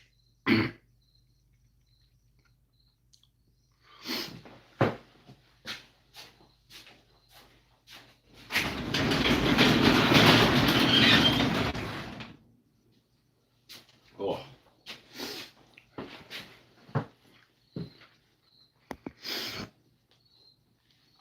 Damn and Paul together are a fearsome thing. They're making some nice combo work tonight. Fearsome warrior. Matt is not here tonight. It's a good point. Where's Matty at? Dick Rockets would arrive before Stained. Nice. See? See? You're getting there. We're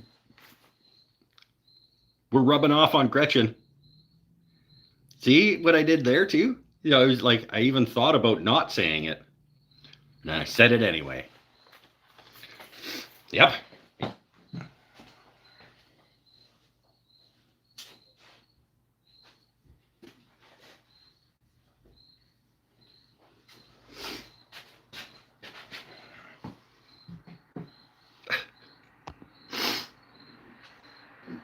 Can't believe I just wrote that sentence. Yeah, you did.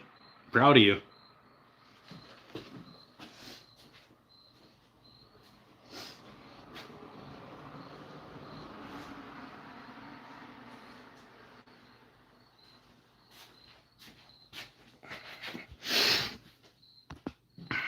I've been rubbing off on Gretchen.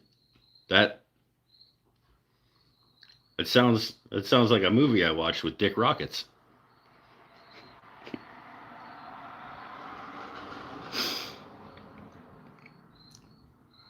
Nope.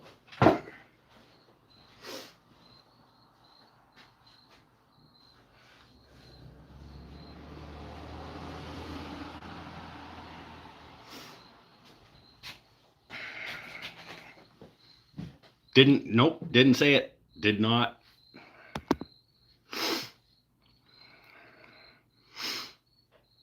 Did not say that at all.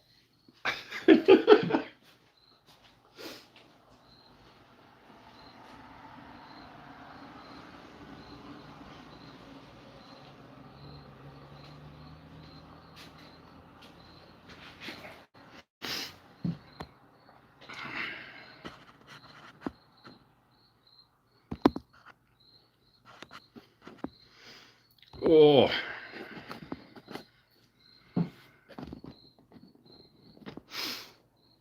I got the bonus period is over for my membership drive. You guys remember when I like launched memberships because Google was like bribing me? The membership drive is the bonus days are done. I was just for 1 month, I guess. And then thanks to you guys who got memberships, the people with the stars, each of your contributions got me an extra $10 on top of the 70% of yours that I get. I got a bonus $10 from YouTube for each of those.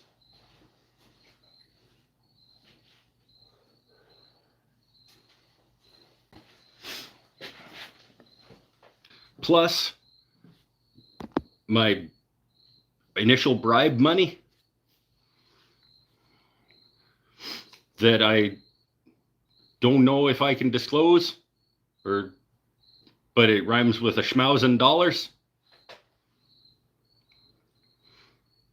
So my total bonus for launching memberships here on the channel was rhymes with $1,070.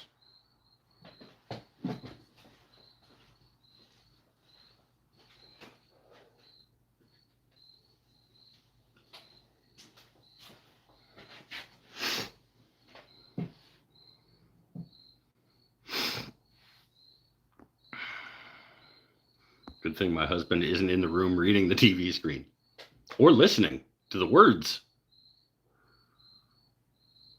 Like,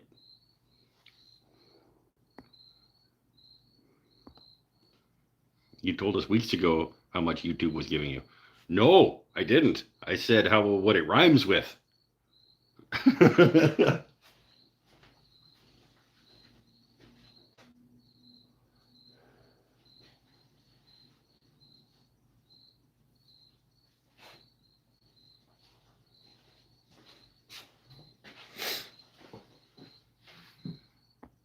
Awesome about the YouTube money. I agree. That was like I said, I never would have launched the membership thing because I already had Patreon, and then they said, "Here, would you like a bunch of money to launch it?" And I said, "Okay."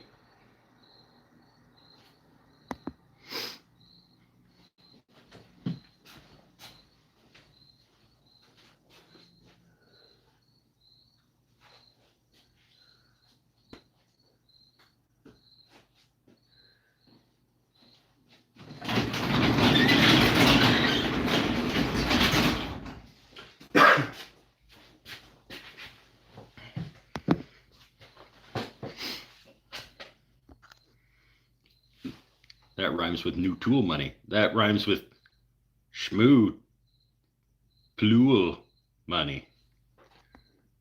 And maybe it that might rhyme with blomino. Might. It's not all of blomino, but I'm spinning some wood as I listen, had to come over and comment. Yeah, speaking of that, Sean, speaking of that, you showed me a pic of you cutting segments. You have not followed that up with a pic of something made out of those segments. And I just realized that right now and became disappointed.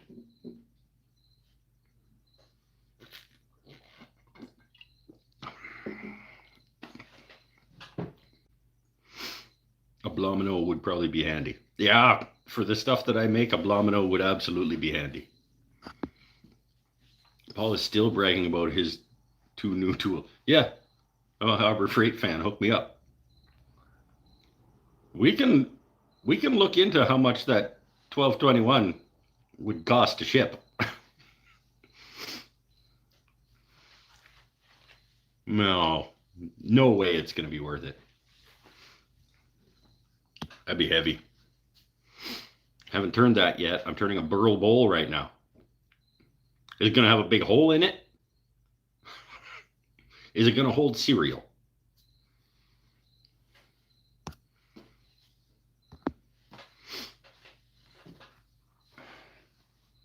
My son has already claimed it. The Harbor Freight one?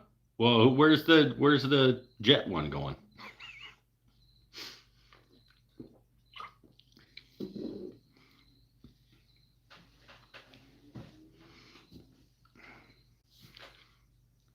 I don't have room for a lathe anyhow. Well, not with that attitude. Move some shit around.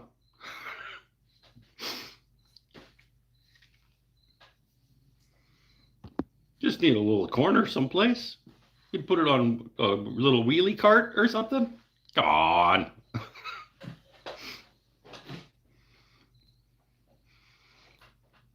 New the 1221 is about $900. Yeah. But it's free for you.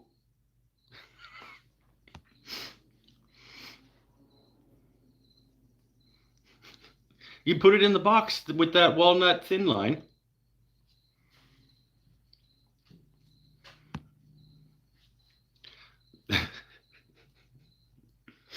And the carbide sharpening thing that you forgot to send.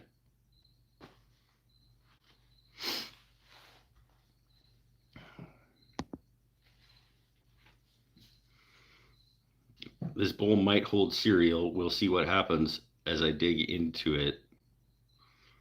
If I find surprises or not. It's a burl. There's surprises.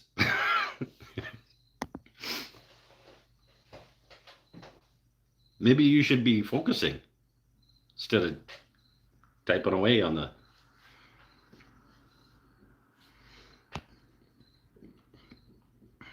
Worth about $500 after I make sure it works.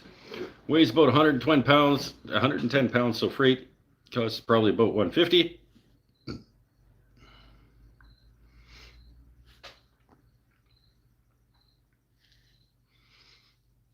In the US. Yeah. Like I said, I was being facetious, as they say. Bro, oh look, a rock. Mm-hmm. Oh, a bark inclusion that exploded the whole fucking thing. Right on.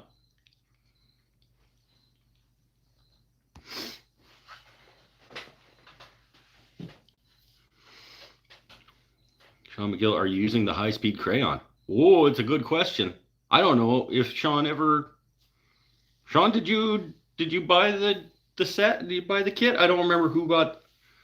You might have won a kit. Did you win a set of it from one of the giveaways? I don't remember who won that. There was definitely a set, like a step 1 and 2 and the liquid wax and the hard wax set that went to somebody as a giveaway for something. I have the high-speed crayons. I bought them. Good man.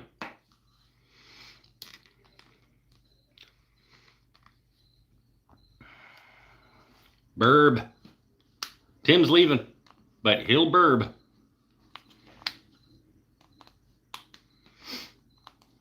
I have the tins, but not the crayon. But I do have a bottle of the liquid wax I bought myself. Yeah. Right on. I bought the set from you and the crayons from our friend in Australia. Yeah, because I still have not brought it. I never did. He invented the crayons after our initial, like, I'll be the North American retailer guy of it. He hadn't created the crayons yet. In fact, I think it was that box of things where I was going to stock and then ship from here and be a retailer. I think it was that box that he sent me, like, the prototype of the crayons.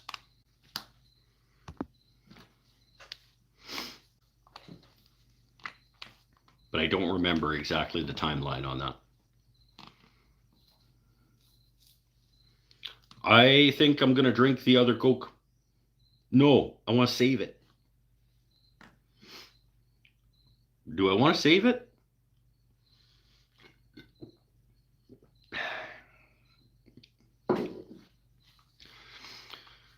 There's Matt. We were just talking about you, my friend. Spent most of the day moving around half my garage. It's now flipped around and wood consolidated in one organized pile. Organized pile is better than disorganized piles. It's a nightmare, and I don't see it getting better out there. That's hard. What you need, I'll give you a tip. This is free advice. You get yourself a Mikey B. Because he's a good friend, and he actually likes, like, cleaning and organizing and stuff. And he will help you.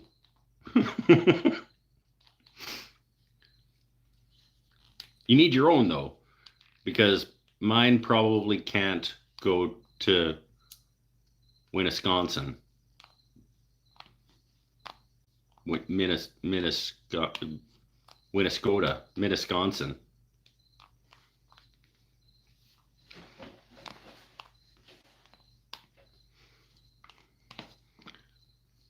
What friend is that again?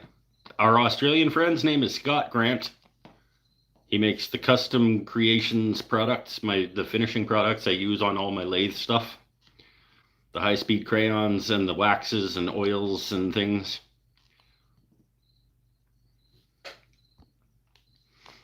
I think I put a link in the chat a couple weeks ago to his stuff, because I think it was you that was asking for something, a buffing compound or something.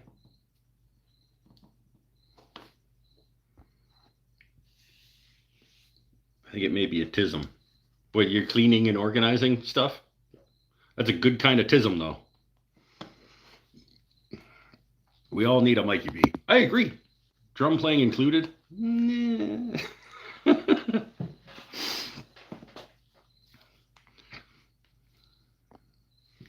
I need a Mikey B. I could have used a hand mounting that extension on my lathe today.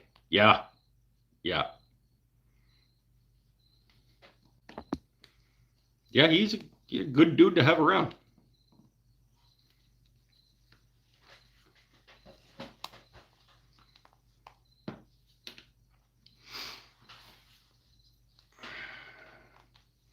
Late to the party. That's okay. We're still here. I don't know how much longer we're going, but we'll go for a bit. I might need a second cigarette already. That tater tot bacon salsa cheese meal is sitting pretty heavy. Also late. Look at this. A bunch of people rolling in. It's the same time every week, you guys. Echo Woodcrafts and Fiber Hijinks. You missed a lot of fun things. There were, and I'm not even lying this time. Like, there was actually a lot of fun things.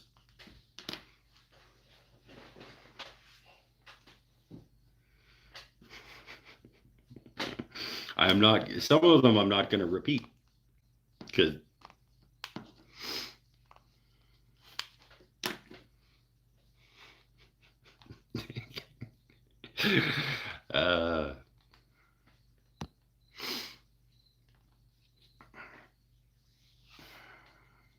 rubbing off on Gretchen.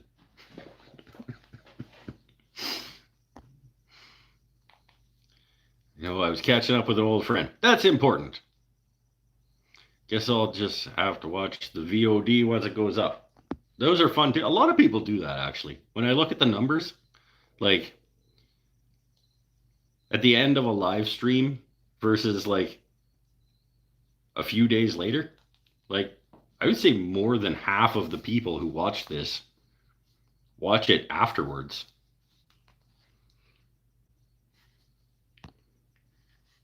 And you know what they're not doing while they're watching it?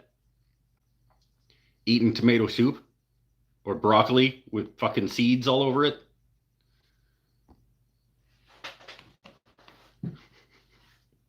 And they're watching it horizontally, as they should. I'm going tomorrow to pick up the lathes and turning stuff. From my understanding, he has a ton of kits and blanks. Might send you another box. Yay! I still very much, now that I have whatever lathe I determine is going to be my here lathe, I would very much want to make that majestic. But I'm going to have to pick a very special wood. I'm going to have to pick probably something that you sent also. But something nice.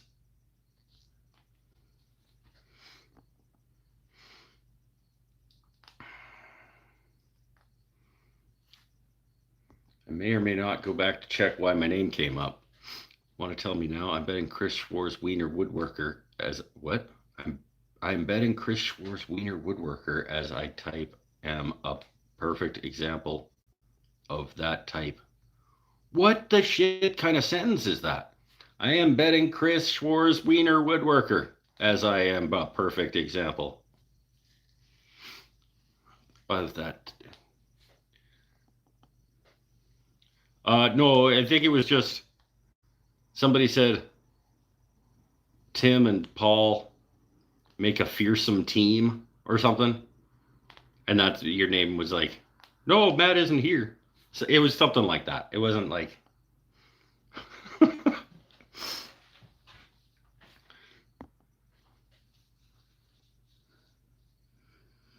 I simply used the adjective fearsome and someone commented, yeah, right. It was like Tim and Paul would make a fearsome team, and then it was like, no, he's not here.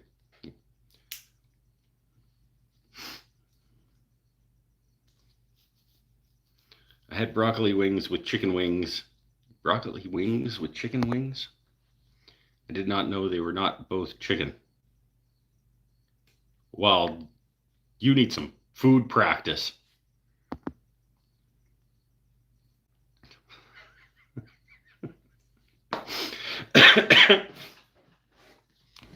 Food practice. This is food rookie over here. Doesn't recognize broccoli when he's eating it.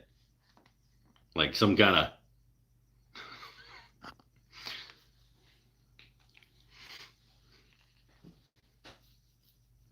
Stop repeating that, Mike. You're activating sleeper agents.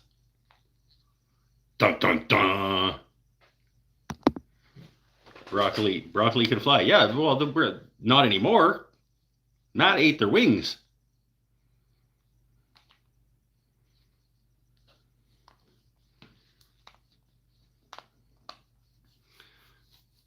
Who would make broccoli wings? I've seen cauliflower used in some interesting ways like that, like battered and deep fried cauliflower. I don't think I've seen broccoli used that way, but like cauliflower has a lot of those types of like, let's pretend it's not cauliflower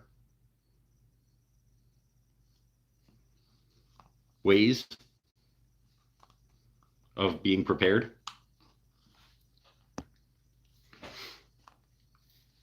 If they can make broccoli taste like chicken, I'm all in. Yeah, that's it can only do that if you're new at food.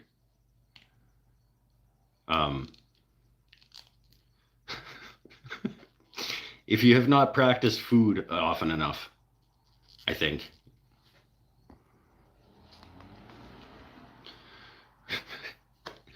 My warrior character name is adjective, as most of my characters are named. Fulmination is another one I like. Gallus, hellacious, if those are adjective. Hellacious is. Gallus, I don't know. Must have been cauliflower. Well, cauliflower is not fucking broccoli, is it? Those are two different things altogether.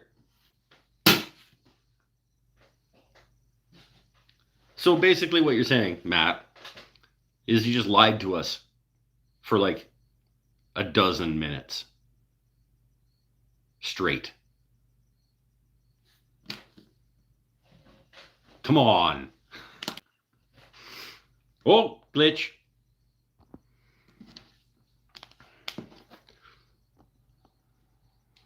They were not freaking labeled at all.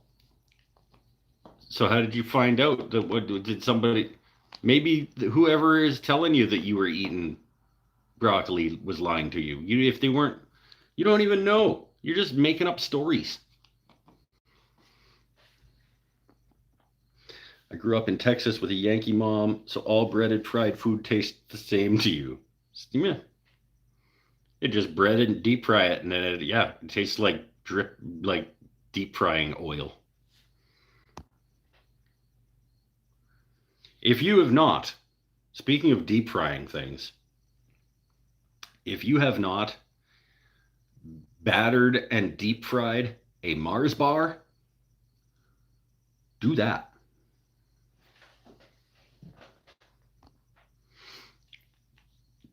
Cheesy broccoli and rice. No.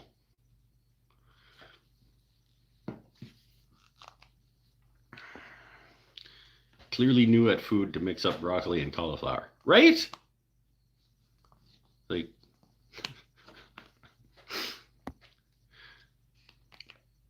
it's fine. It's fine.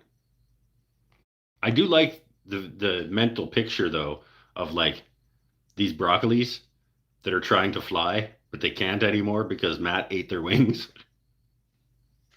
I kind of like, and I feel like they're all sort of depressed and like,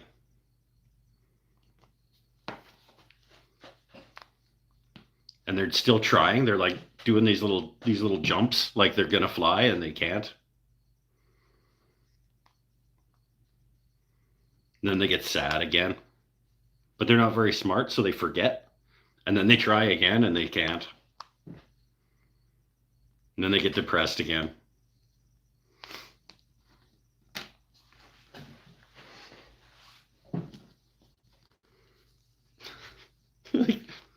little little broccolis that don't have any wings. They keep thinking that they can fly. They can't. I like that. It's good. Just need some Red Bull. Yeah, there. See, yeah, a couple of you. They get some Red Bull. The only thing I want battered and deep fried is a corn dog. Yeah, that's a good one.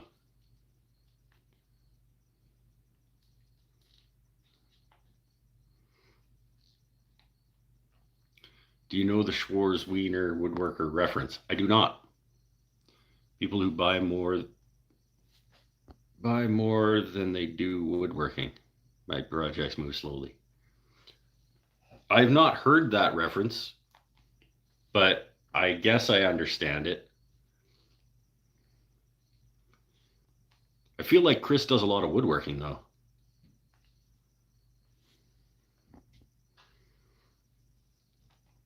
Or like his disciples kind of people where they're just like he says a thing and they go buy it because he said it and he's like the yeah, okay. It's starting to click. Mike, by chance, have you been gluing anything lately? Gluing anything lately? Well, it depends what you mean by lately. I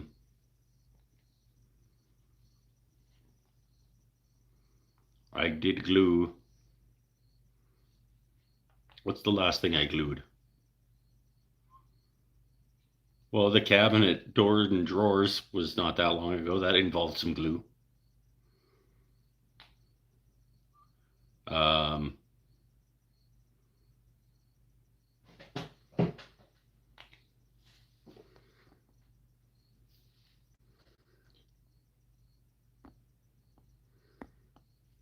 kind of people who ask questions but would know the answer had they just started the work.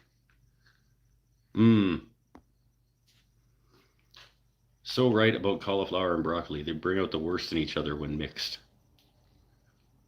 Well, I think broccoli brings out the worst in anything that you put with it.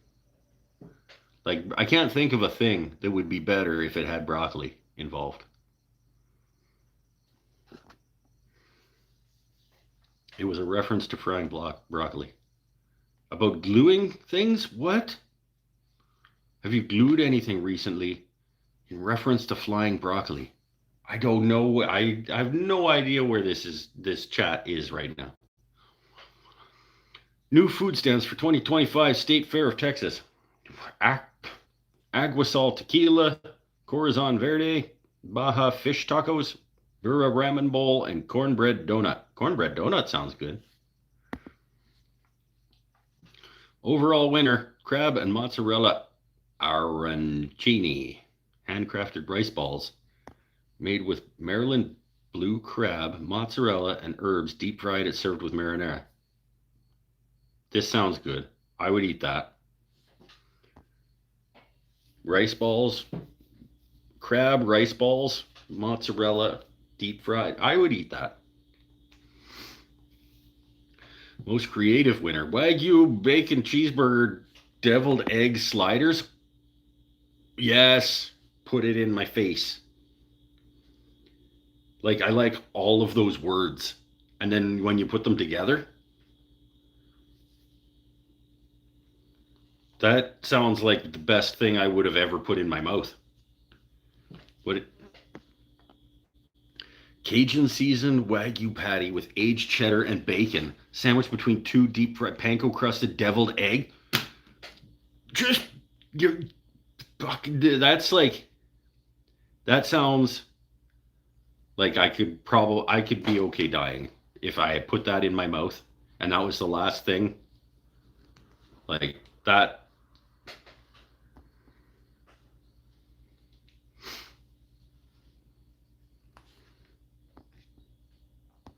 I just I want that. I want that. I don't care for them either. Not big on veggies, but especially dislike the brassica family. Where are we at with sauteed mushrooms for steak? I am literally allergic to mushrooms. So you can have mine.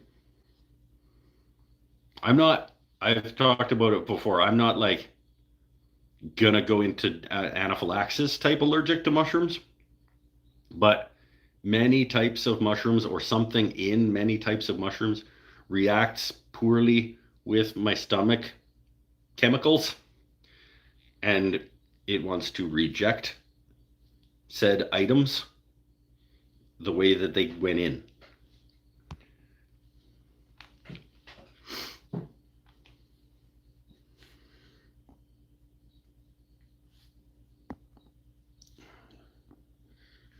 Stares dreamily at imagined big text. 'Tis the season for the state fair.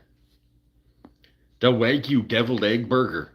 Like that, I just want that.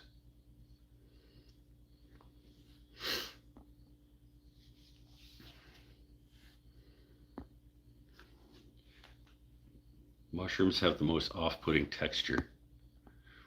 I mean, I have a reason to not like them, and so I never have, but they have yearly competitions for food. I want the Wagyu deviled egg burger. I just want it. Did the state fair go Dallas bougie? Sounds that way. It does sound that way. 2025 winter drink, Cookie Chaos Milkshake. That sounds pretty good. A rich, creamy cookie butter milkshake loaded with various cookies and topped with whipped cream and a Biscoff cookie. It sounds pretty good. It doesn't sound as good as that burger did.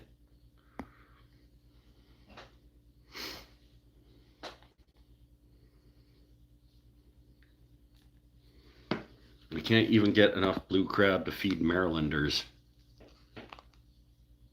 We have to import other crab. So I'm highly suspect that Maryland is sending their crabs to Texas.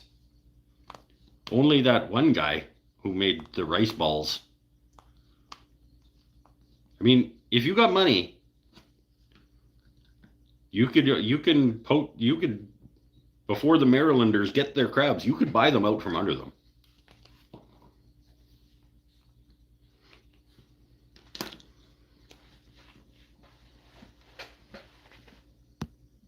If you're like some kind of celebrity chef or something and you go to the crab fisherman and you just like, yep.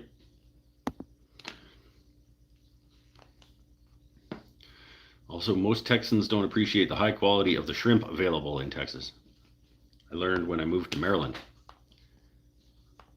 I feel like that's the case a lot of places with their local, like people come here and they're just blown away by like the salmon, and the people here are like, yeah, salmon, it's a salmon. So I feel like that may be like I can just walk down to the beach and just grab a salmon out of the water. Pretty sure. Bring it home and eat it, and it's like, yeah, it's a fish. Like, and then people come from Germany and they pay like hundreds of dollars, thousands of dollars to go on a boat to catch one of these fucking things, and it's like, really? So maybe that's part of it. Like, they don't really appreciate it because it's there and it's a thing.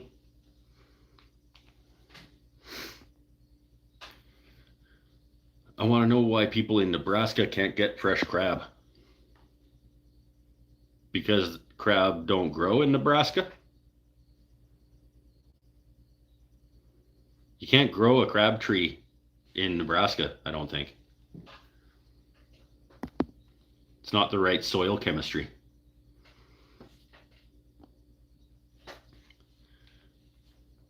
Guys are too busy growing corn. Went to my 25-year class reunion last night. Friend recommended some bands. Was one of them Chesterfield Royal? Because it fucking should have been. Super underground band. But like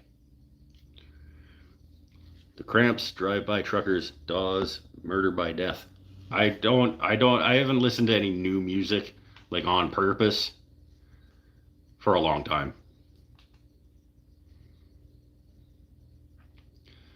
Outstate Fair.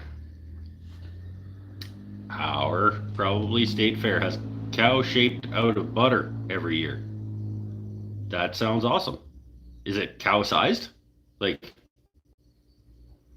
is it like an actual cow sized cow made out of butter?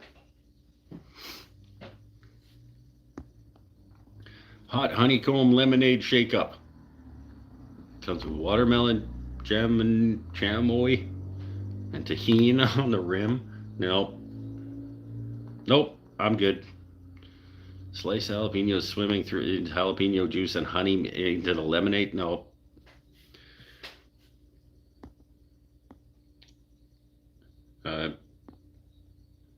Crabtree and Evelyn. I've listened to the Cramps. Some people know the Cramps. I don't know any of these people.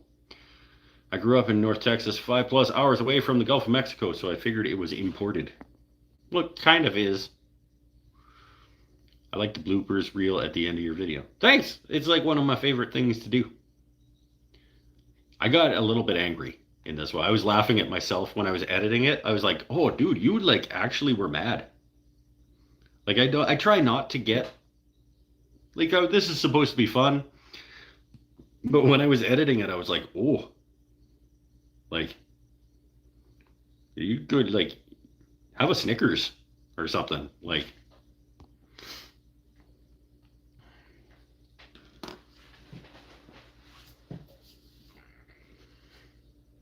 it should have been Chesty Roy's, right? A life-size cow out of butter. I want that. I want that too. Not as much as I want the Wagyu deviled egg burger. Like my mouth wants that more than anything else in the world. Like when I read that, I was like, yep, that's what I want. And I don't even, now I just want to make one. It doesn't even need to be Wagyu. I just want like make my own little burger patty and Cajuanize it and put it between two deviled eggs halves. Like that's enough. I think that's all I need for it to be. I'm gonna do that. I should do it. I should do a show. I'll record it when I do that. Like deviled egg bacon cheeseburger. And it'll literally be a little bacon cheeseburger with two deviled egg halves, like on either side of it. I want that.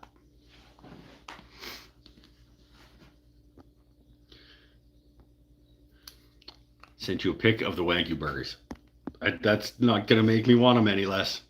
In Pittsburgh, they make shrimp salad with huge shrimp, which would be awesome if the shrimp had fresh flavor. Yeah.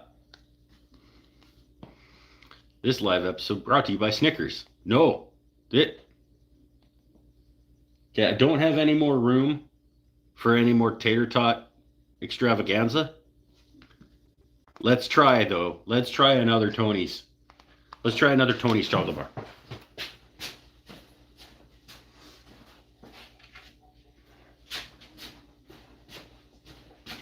In case you were not around last episode for the Tony's chocolate bars, the 6-pack of Tony's variety chocolate bars, possibly my new favorite chocolate bar. We're going to continue down the line and we're going to go with milk chocolate nougat, the yellow guy, tonight. Last time we had just the regular milk chocolate and the salted caramel something.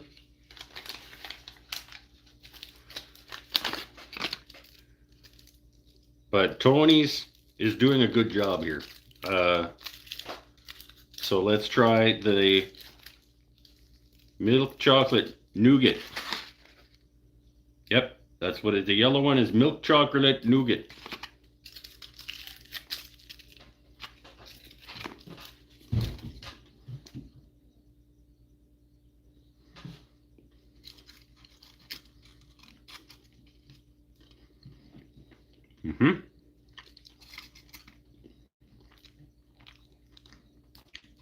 Another win.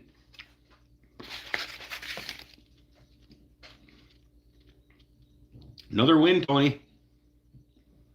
Tony's Choco Lonely. 3 for 3.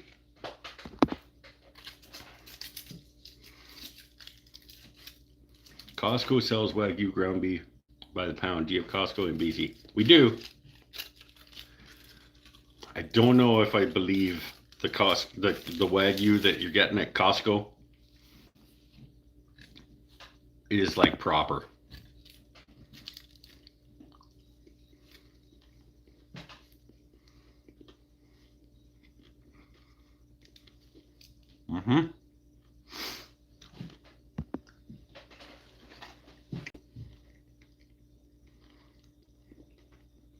Gretchen?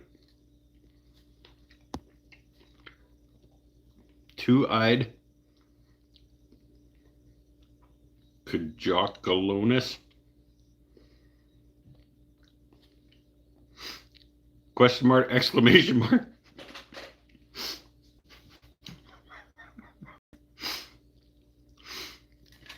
The machines that wrap every Snickers bar comes from my workplace. I don't like Snickers. But it's cool.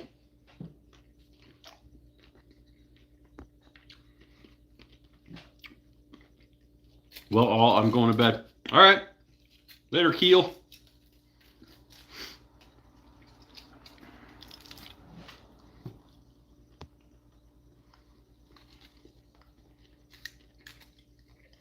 Totally typoed that. But Tony's is amazing. Yeah. First had it at Wegmans, which is based in Rochester.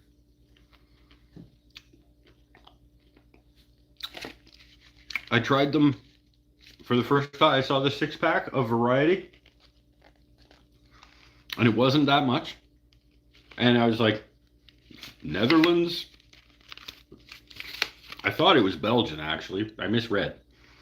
But it's like, let's give it a go. And I tried them for the first time on Monday's Opening Paul's Box show, I think. Maybe it was last Saturday. Yeah. My new favorite chocolate bar, I think. For the value? Like, and then everybody was like looking up how much it is near them.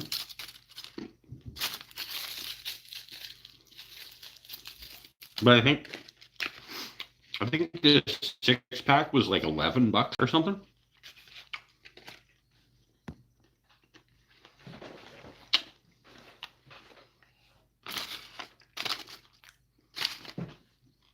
I like catfish frayed okra. Catfish frayed okra. I don't know what that is. But you can like that.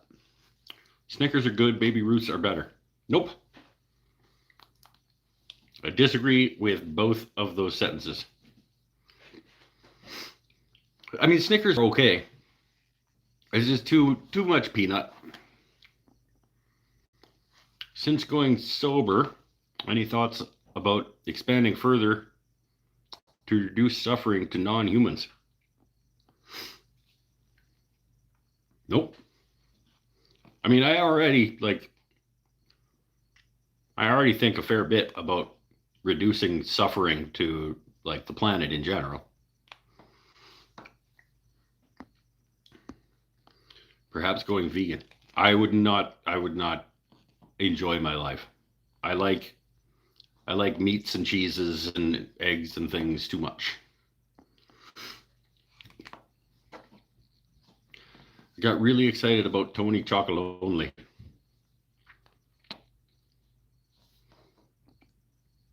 You're talking about these? Because these are good.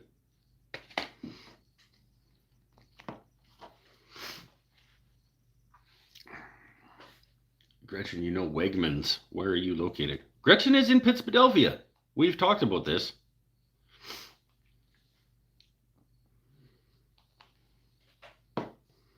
She's in Pittsburgh, Maryland.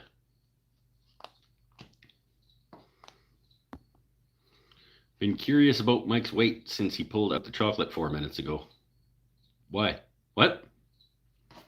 I don't eat a lot of chocolate. Like, in general, I go a long time between chocolate cravings.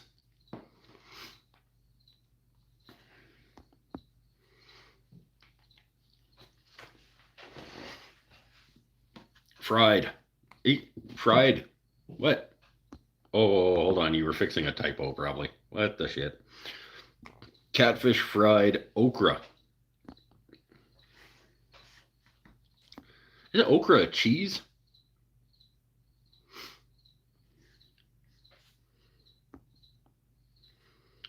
I live in Maryland, born in Buffalo, friends in Rochester, and then grew up in Texas, and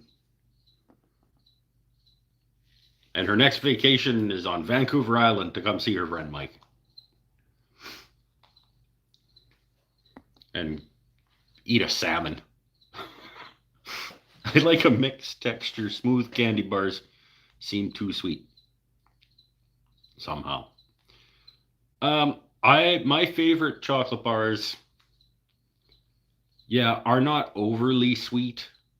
That's not necessarily true. I like the ones that have the little crunchy bits of caramel in them. I do like the combination of like sea salt caramel and chocolate. But like a sea salt caramel dark chocolate as opposed to a milk chocolate, I think is better. And it's less sweet.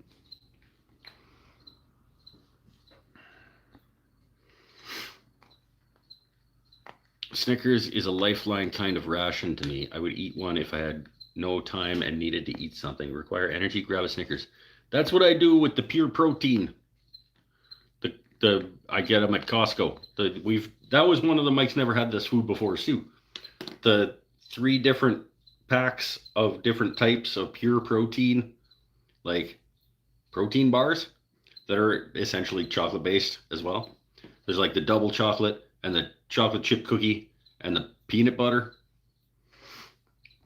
That's what I do with those. Like if I just need some kind of sustenance, in it goes. I always try to have a box of that like in my general vicinity.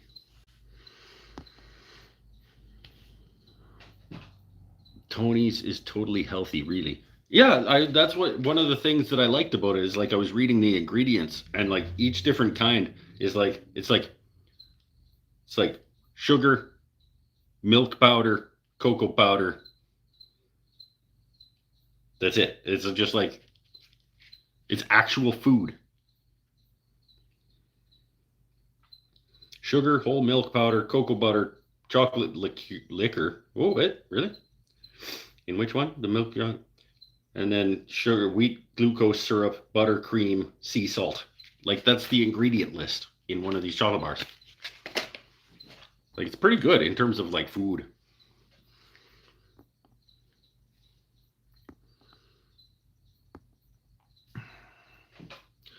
No, okra is a vegetable. Well, then it can get the fuck out. Prefer salty snacks overall. Me too. Me too. If I'm gonna dig at a snack, it's probably going to be a salty snack. I am a big fan of the Henry Christopherson Anderson peanut butter pretzel bites because they are mostly salty, but they're filled with peanut butter, so there's like a little hint of sweet. That's probably like my go-to like snacking food these days. Tell her to bring the blue claw. They are hiding from the world. Well, apparently she can't get it.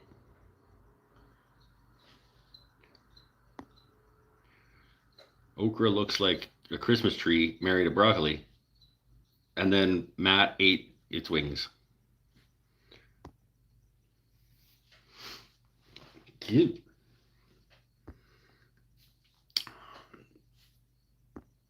Okra pickles are awesome. Everything pickled can go away. We've talked about this before. We don't need to be pickling things anymore. We have refrigeration now. Stop pickling things. End sentence. I'm all about M&Ms and peanut butter cups. Yeah, okay. Small cups like sold during Christmas. I do prefer, of the peanut butter cups, the small ones are a better ratio of chocolate to peanut butter. Missed the Northern Pacific Coast. It was always my favorite growing up, but never made it past Puget Sound. Come on up.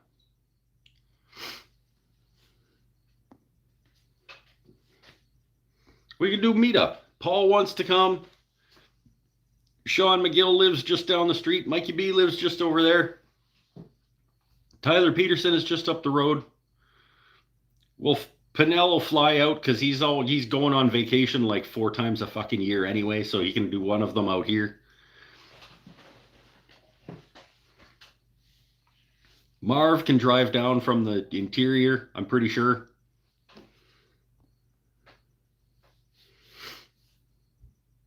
Pickled onions are the best. You go home.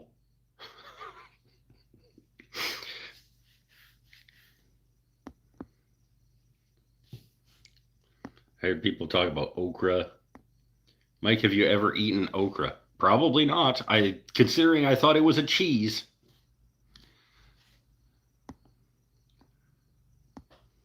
Tim's flying out for the meetup. He can pick up Matt on his way by. Wait, not if he's flying.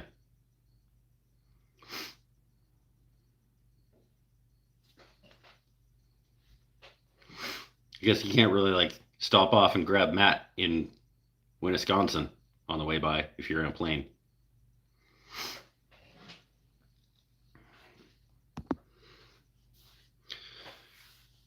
Too bad you feel that way about veganism. Dependency might not allow you to see the effects aside from climate that impacts individual life. I mean, we can all just do the best we can do on the planet. I'm living my life in the best way that I can for me and my family and my community, and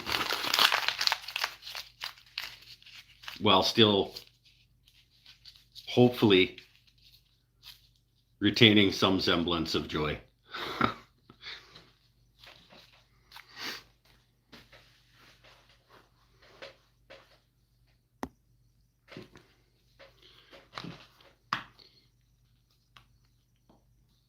Okra is disgustingly, if not deep fried.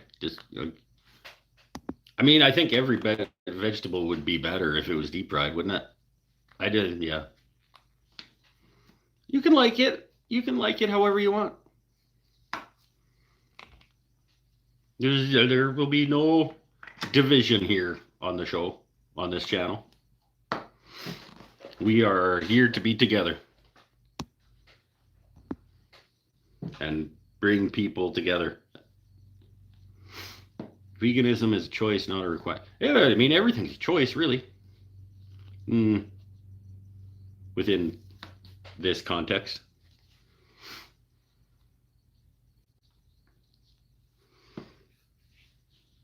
No shade on anybody for their diet choices.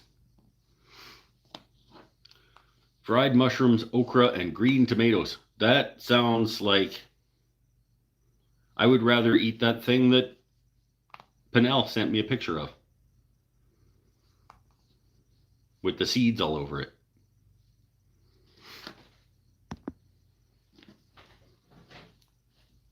I don't want that.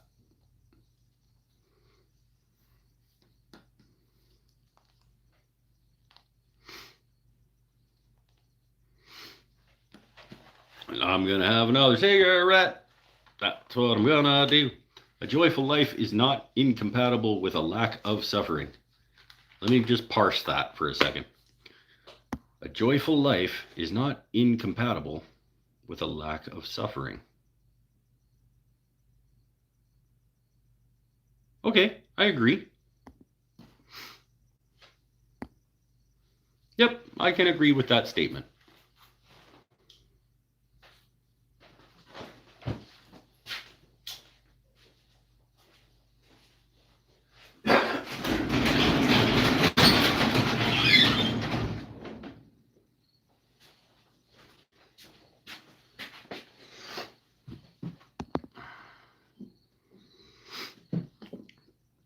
Fried okra rocks, but it looks like robot test. I'm gonna have to believe you.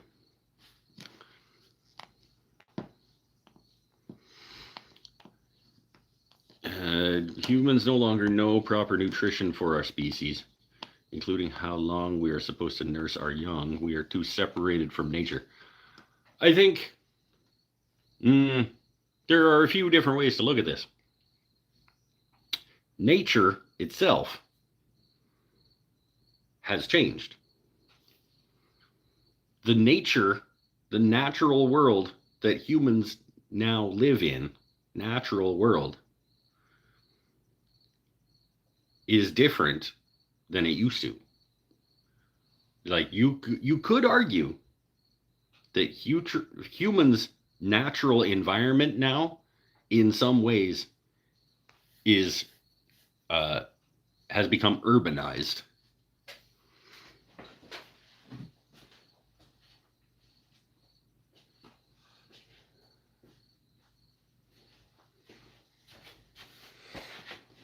I mean, if you want to dig way back into the Wayback Machine, the invention of agriculture and gaining the knowledge by which to grow our own crops as opposed to uh, scavenging. It's not scavenging, you know what I mean? Hunting and gathering food from nature, and then the move to cultivating our own food was a serious shift in our development as a species. And so you can't really compare like human nutritional values and things from pre-agriculture to 2025 and say like we don't know what we're doing anymore. You know what I mean?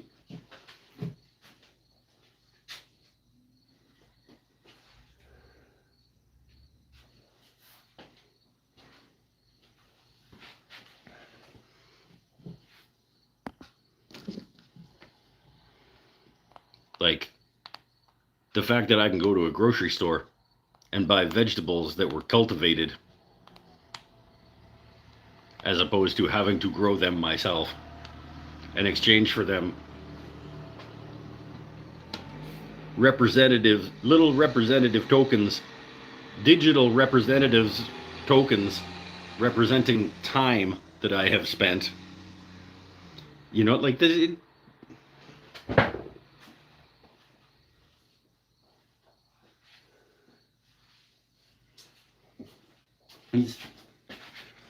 These completely make believe digital tokens that represent time that we have allotted to someone else in exchange for these make believe digital tokens that we then exchange for goods and services. You can't really sort of square that with the hunter gatherers with their spears before we invented agriculture.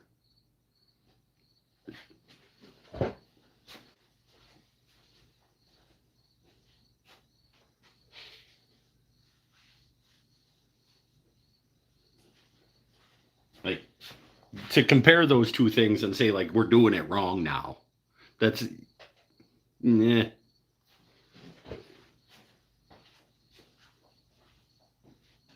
At best, that's a false equivalency.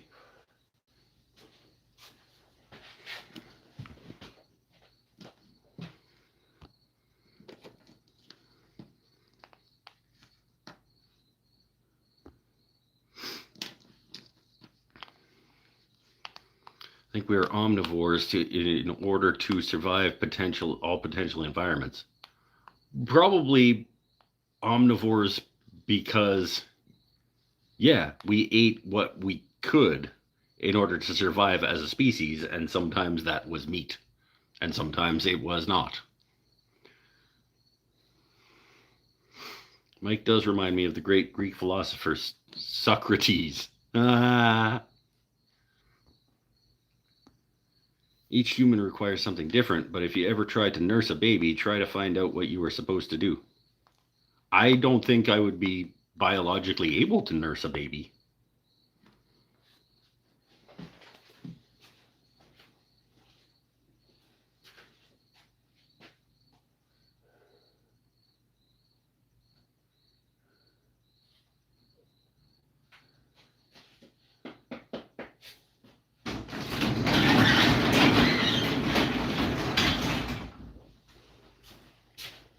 And I think sociologically and rightly so, it would be frowned upon for me to try to do so. Like, hey, can I borrow your baby for a second? And then I think that would be.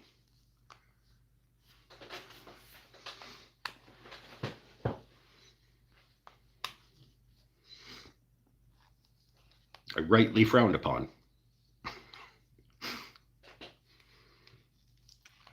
Don't say we're wrong now. I just said we don't know. It's true. Well, we can't possibly. I mean, only one of us was there.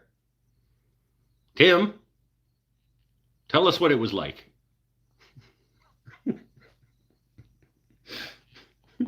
Remember when they invented farming, Tim? What was that change like for society? Oh.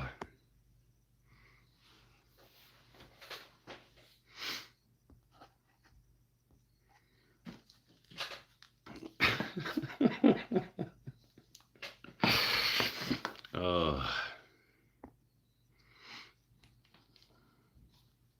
I was there, Gandalf. Right? Oh. It's like, it was shortly after they invented music. They were like, wonder what would happen if we planted these. What should we call these little bits that come out of the food? What would happen if we planted that? Would we get more food? Do you think? Oh, maybe try it. Holy shit, there's more food.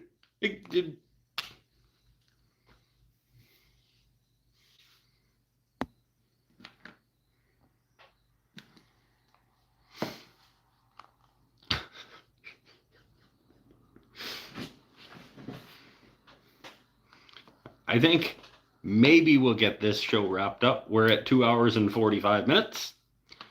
That seems like a pretty good place to end. Humans developing agriculture seems like a good way to shut her down for tonight. Because why wouldn't we go there? Why wouldn't that be where we got to? Right? Make sure you hit the thumb button while you're here, if you haven't yet. I gotta teach pen turning tomorrow. Hopefully, well, I'll make a few extra bits of wood. Just in case. I think I probably have enough at the shop, but I'll make a few little strips before I go.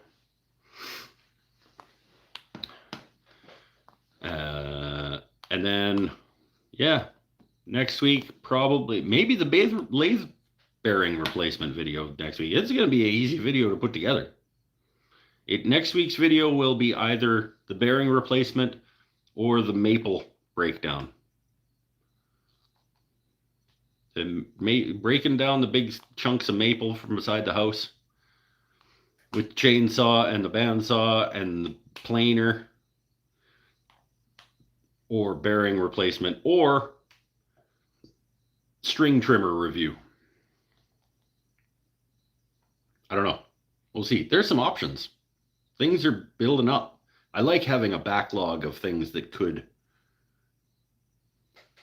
I would like to get like 4 things actually finished and edited so that I can roll them out whenever, as opposed to like deciding which one to finish processing.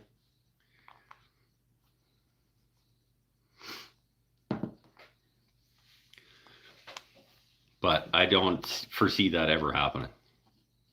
We'll see. Maybe this week I will try to spend a little extra time in front of the computer and get like 2 or 3 things edited so that I can have a little bit of cushion. We'll see. Turn some awesome pens, have fun doing it. Yeah, we'll see. It's always fun. Might miss next week traveling. Oh, Miss hoity-toity Gretchen over there going on a jaunt, going off gallivanting.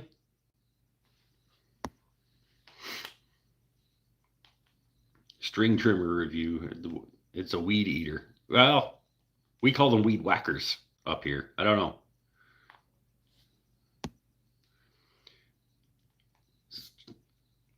Like Dick Rocket.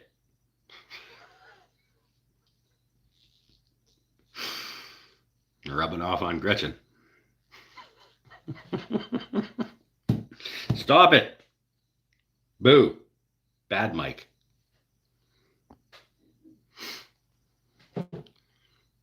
What is a weed? It's a valid point, Gretchen. It's a kind of an arbitrary title that humans have given to things that they do not want growing. There's nothing inherently good or bad about the plant. To call it a weed is kind of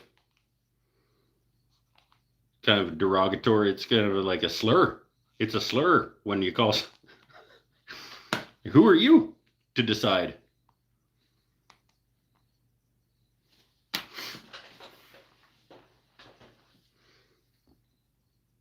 Anyway.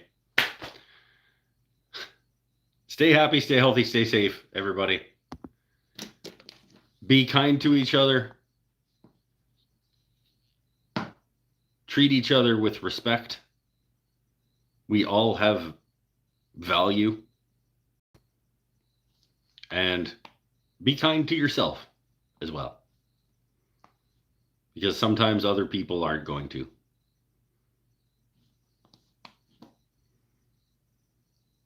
And try to bring some joy to the people around you on this planet. Okay? Thanks for coming. We'll see you next week. I think there's nothing happening next Saturday night, I don't think. Nope, should be good. Bye. Oh, wait, who won Top Fans?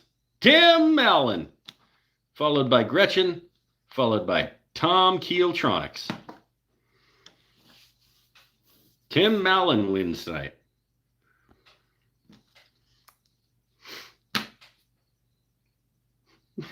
Congratulations. You win nothing.